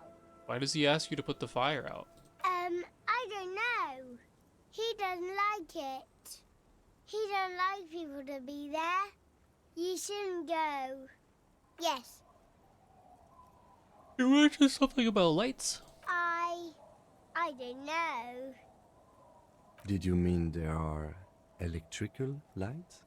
Yes. Is there anything else you can tell me about this guy? Age? Does he live there? No, he doesn't live there. I don't think. No, he lives there. Been there twice, 2 times. He doesn't live there. He isn't there sometimes. Anything else? What does this guy look like? I don't know. How come? We ran. He just yelled we shouldn't be there. Your father used to go to that island too, didn't he? Our father killed himself. Oh. Don't say that, he didn't. Your father did not kill himself. I don't know. Doesn't even have anything to do with this, you. Father isn't the fire guy. But all you know, is there anything more you can tell me about the island? There's Lights, fire guy. We should check up on that island. There's a phasmid. Oh, I need to dance at the church. Right. Right. How could I ever forget? Hello, mister. Bye. Doesn't know anything about the island. To the church. I'm just gonna fast travel.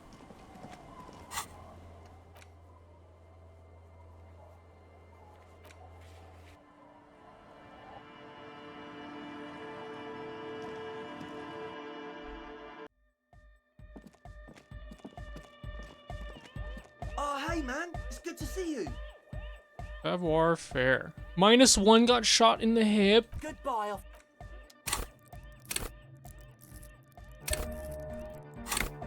I'm doing this fucking check, man.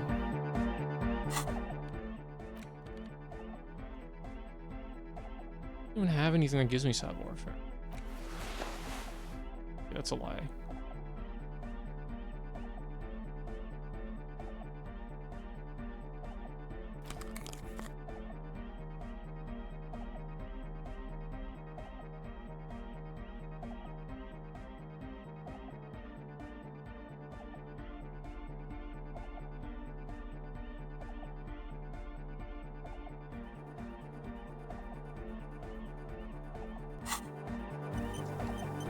Oh, hey man, it's good to see you. You close your eyes, Oh!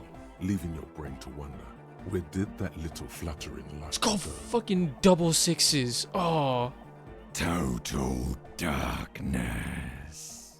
You sink down the darkest fathoms of your own personal deep, vertebrate by vertebrate, through the unformed skulls of your mind. Here it will begin. Where'd the church go? Who fucking cares? I hate waking life. I hate this world. I hate it. Okay, good. Good. No, not good. Orgasme. It's pretty good. Where did the music go? Oh, don't worry. The music's still there. It's you who is gone. Nothing. Just the immaculate silence of your spinal fluid. Electrified. What was that about unformed skulls? I'm gonna let you in on a little secret. What? Every vertebrae in your spine is an unformed skull ready to pop up and replace the old one. Like shark teeth. The one you're currently in has a little brain forming in it, waiting for its turn to rule the world. Who are you? I am the spinal cord. What do you want? From what I can see, it's about to bust a move. Foolhardy, do you even know what's happening on the surface? Maybe 1,000 years have passed. Or maybe you started spazzing out like 2 seconds ago. With your eyes still closed, the first thing you feel, all the way back in the pivoting darkness of your own torso, is warmth. You have become a triumph of rhythmoplastics, somewhere in a smelly wooden church on the coast of Revachol. The wounds from the war you waged on your body are healing, twist by twist, turn by turn. You have become a flawless entity. Jesus. A flesh and bone approximation of the throb coming from the speaker setup of the one called Eggheads. Entirely, rigidly imbecile. Look at him go. Without pity or fear. Free from self-awareness. No deliberation. Only, and I mean only, execution. Oh my god! This is really happening. With his reel-to-reel mixer blasting the anthem of a future that will never come, the young man observes your moves for a second. He throws a screwdriver and a bunch of drill chucks into the corner and explodes into dance. What he lacks in sharpness, he more than makes up for in violent enthusiasm. What are you doing? The young woman lifts her headphones up slightly and raises her chin, looking at you expectantly. Assume? Aren't you going to dance? No, recording. The lead programmer throws the other young woman a knowing glance before turning her attention back to her own work. Dance, it's the law. The young man immediately bounces up and down, then assumes the same dance pattern. Oh, this is gonna be so bad. Some sort of waving motion. Kim, get in here. What's going on here? Delinquents. I said get in here and dance. The lieutenant squeezes the bridge of his nose. The light reflects off his glasses, giving him the appearance of a surgeon in the middle of a tense procedure. He's having trouble adjusting to the new reality before him. What's happening? How the hell are you dancing with that broken leg of yours? I'm not doing anything. The music made its mind up a long time ago. I'm just implementing. Good for you. Rock on, then. We ain't going anywhere before we tear shit up. What? Oh, this is gonna be so bad. Oh, it's gonna be so bad.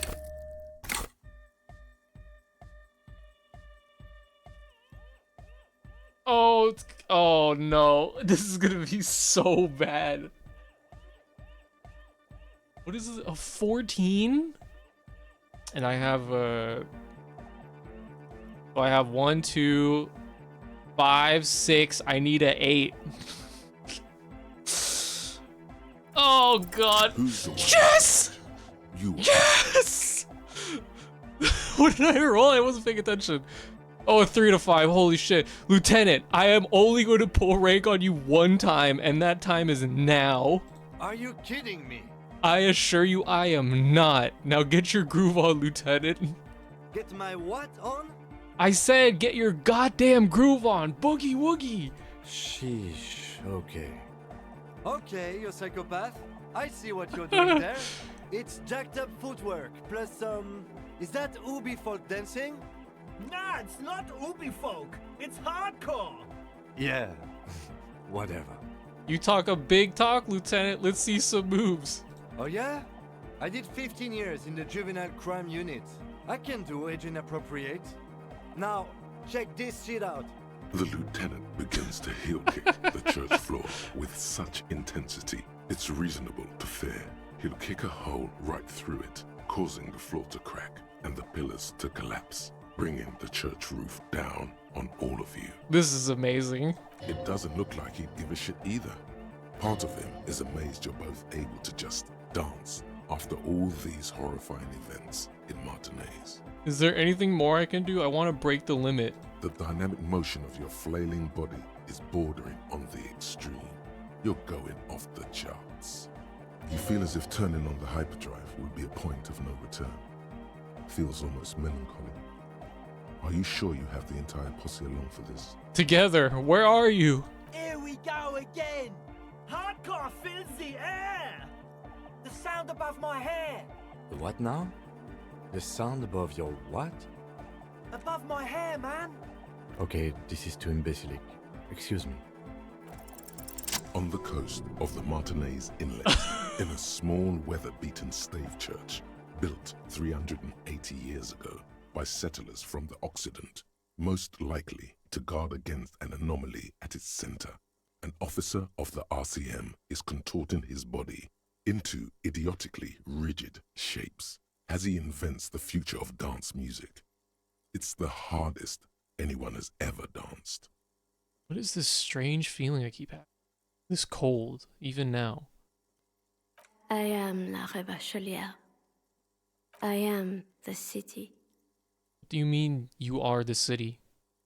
I am a fragment of the world spirit, the genius Loki of Revachol. My heart is the wind corridor. The bottom of my air is red.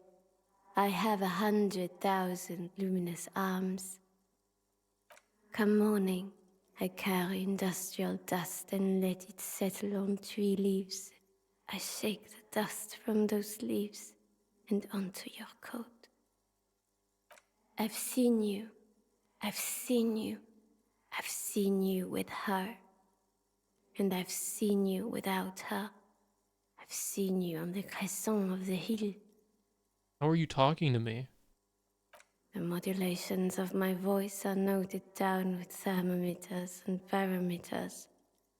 You feel me in your nostrils, on the little hairs on the back of your neck. I also reside in your lungs and vestigial organs. Everywhere there is space. But who am I? Why are you talking to me? You are an officer of the citizens' militia, Jaunt and Rebut. When you wear your coat, you wear my soul.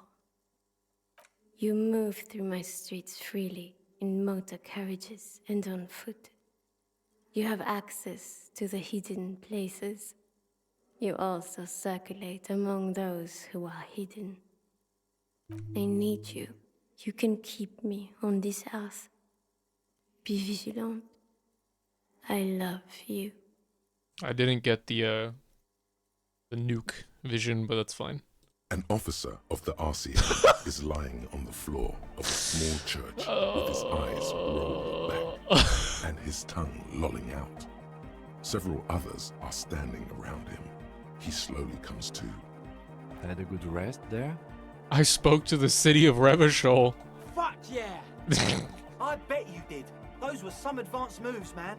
That's all great, but we should really get going. We spent enough time doing aerobic exercise for today. Wow. You might be imagining it, but it feels like Egghead turned the volume down. Such is his respect. Man! Now, man! Now imagine if we could do that, right? But with like 1,000 people. End of human development. Mission complete. Right, ecstatic. All right. You're absolutely beat. Muscles relaxed and feet like noodles underneath. Goodbye, officer. I'm just happy I got Kim to dance. That was like the hardest part. I've been carrying, look, the shit I'm wearing, man, -2, -2. I had a -4 in fucking, oh my god. That was a lot. Ugh. Hardcore. I got shot in the leg. Ouch. I did notice you limping, but I thought maybe it was your thing or something. When I was 16, I used to date this guy who had a limp, but it only showed when he was sober. So I guess it wasn't real or something. I don't know. Anyway, shot in the leg? I'm sorry. Man, that must suck.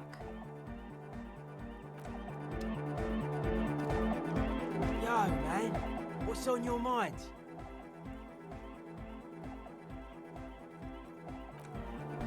Conceptualization, huh?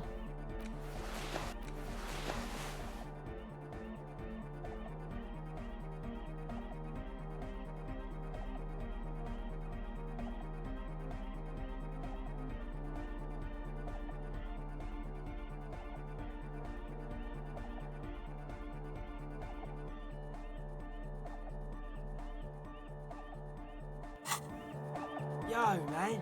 What's on your... Aggressive, monotonous, but also somehow sacred, primitive, yet futuristic, like a machine, man. Nothing exists but the here and now. All are one purpose. All you've managed is a list. The parts don't form a whole.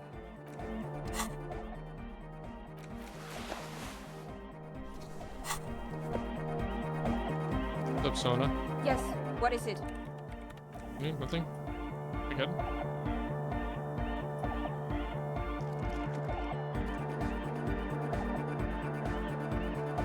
The mother. Okay, I think that egg is broken, but maybe if I reload the area.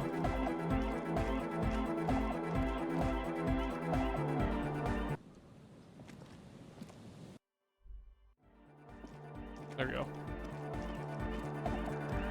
Delorean Church, the place to be! Make some noise, my church people! Vibrations thump through your blue soul.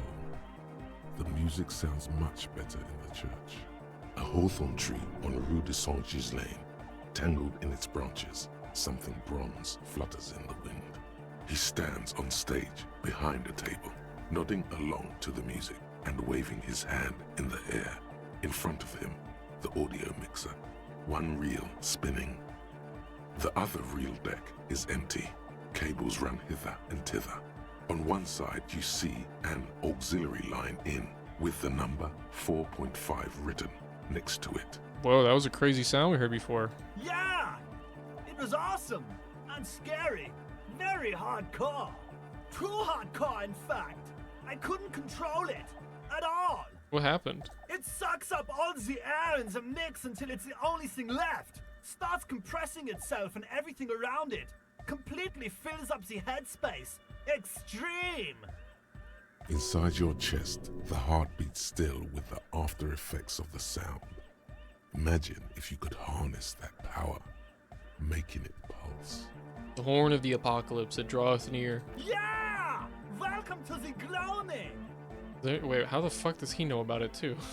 Is there anything we can do about it? Oh! I don't know!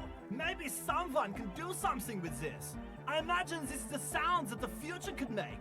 Sounds like the future could be even more hardcore than I ever imagined. Yeah! How do you like it in the church? Yeah! Back on the case! No disgrace! Bring it down to party place! The first page of the second chapter! You said you were worried. What do you think is wrong with the music? There's nothing wrong with it. I'm still in love with the hardcore. Sometimes I just feel like anodic music is in its infancy, you know?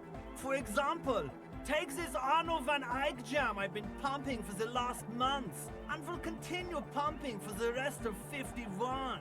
Isn't something holding it back from being hyper? It's like it's only ultra. I think it's super hardcore, but you're right. It's not hyper hardcore. It's only ultra hardcore. How much is the fish? This is a serious matter. Stop talking about fish. Fish has got nothing to do with this. Psst.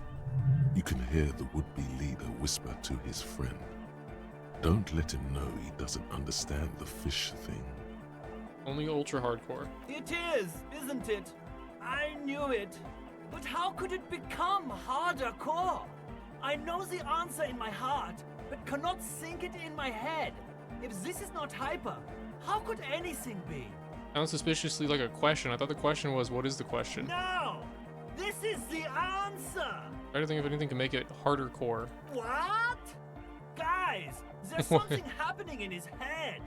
As your mind works, the beat recedes from your ears. You hear your own blood pulsing through your head, nourishing your thoughts with oxygen. The rhythm is familiar. The abstract shapes swelling in the foreground have done so in vain. This is a core matter. The answer, in the double kick that moves the milliliters through your mind. The dark thud is the source of all rhythm. The inspiration behind mathematics. The hardcore. Oh yeah! He's doing it! My imagination fails me. I know! So does mine! But there's something else that hasn't failed you. I just remember something on the police. No, the medium list isn't going to help us. Oh! I can't help you with this right now. I need something else, something extra. Yeah! Maybe your can tell you what Arno van Eyck's jam is missing to make it harder core. Even dancing to this beat before, you knew it in your lungs where the pressure wasn't bursting, and in your heart that was alone, and in your solar plexus where the hits should have landed. So does every chordate animal. Needs more bass. What? And a melody. A good melody is what makes this song really stick so that you can't get it out of your head anymore. Wow! Okay! We should start with the melody. But where would we get that stuff from? I don't know. I was thinking you would know. I'm sorry. I don't know anything about Nordic music. I'm just the party boy. I get the people going and say it's hardcore. He feels ashamed he can't be of more service to the future of dance music. Okay, I'll look into it. It's in an official capacity. It's up to the police to make the beats go harder. The young man falls silent with appreciation. He even tries to contain his smile, as if it could hinder your investigation. Basically, what you need to find here is a tape with some banging music on it, so that Egghead could use it to remix Van Eyck's jam. Yeah, maybe that street hawker across the pawn shop has got some tapes to sell.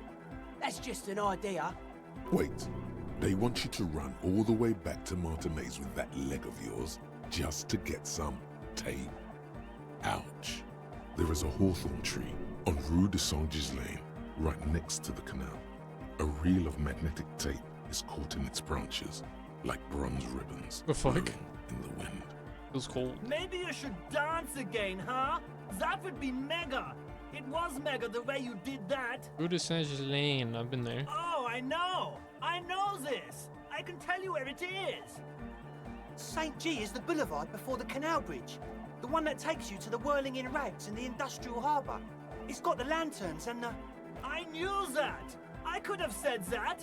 And the mosaic sidewalk. But it's all blocked with that stupid traffic jam right now. Anyway, that's all. Cupman! You a thought reader? No nation, but transnation. No war, but class war. Does that mean you're a thought reader? Don't be a lunatic. Of course he isn't. Jermaine here just yells random things. Odds are, sooner or later one of them will come off as fault reading. Yeah! Revolution imperative! He's gonna lead the revolution. Unless you were thinking Revolution imperative right now. Anyway, I've had a similar thing happen with eggs yelling. I know what you mean. But I was thinking revolution imperative. That's fucked up, man. Lying like that. And a cop too. You're not a thought reader, you're a communist. He's not a communist. It's just something he likes to yell. He picked it up from a tape jockey at the Elysium. She was a communist, though. Yeah! With the rebel yell! Why aren't you a communist? Communism is the truth. I could be a communist. If you want that, do you want me to be a communist? Please don't turn him into a communist. Oh yeah, turn him into a communist. Come on, it would be super. Be communist, Egghead. The future needs your help. Aye! Tell me something else, Egghead. Communism rules the nation. Right on, comrade Luminary. Here comes the sun. Real name Jermaine? Dark Code Hardcore. Jermaine Egghead. Basically, yes it is. Why are there lungs on your belt buckle? Lungs are for love. Why would lungs be for love? When Dolores Day was anointed innocence, her lungs started glowing through her body. For the world loved her, and she loved it back. Yeah! A love from a bourgeois god queen towards a world getting rapidly more bourgeois. That's lungs for you. Really? I think so. Thank you for the story.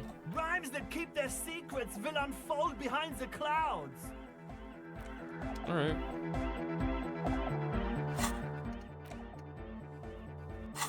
Alright, I've been streaming for like 4 hours. I think it's time to chill. I know I'm like near the end of the game, but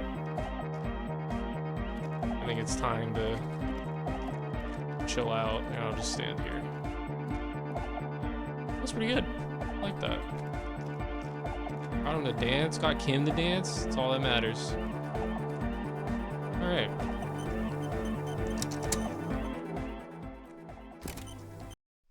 Figure next stream will probably be the last stream.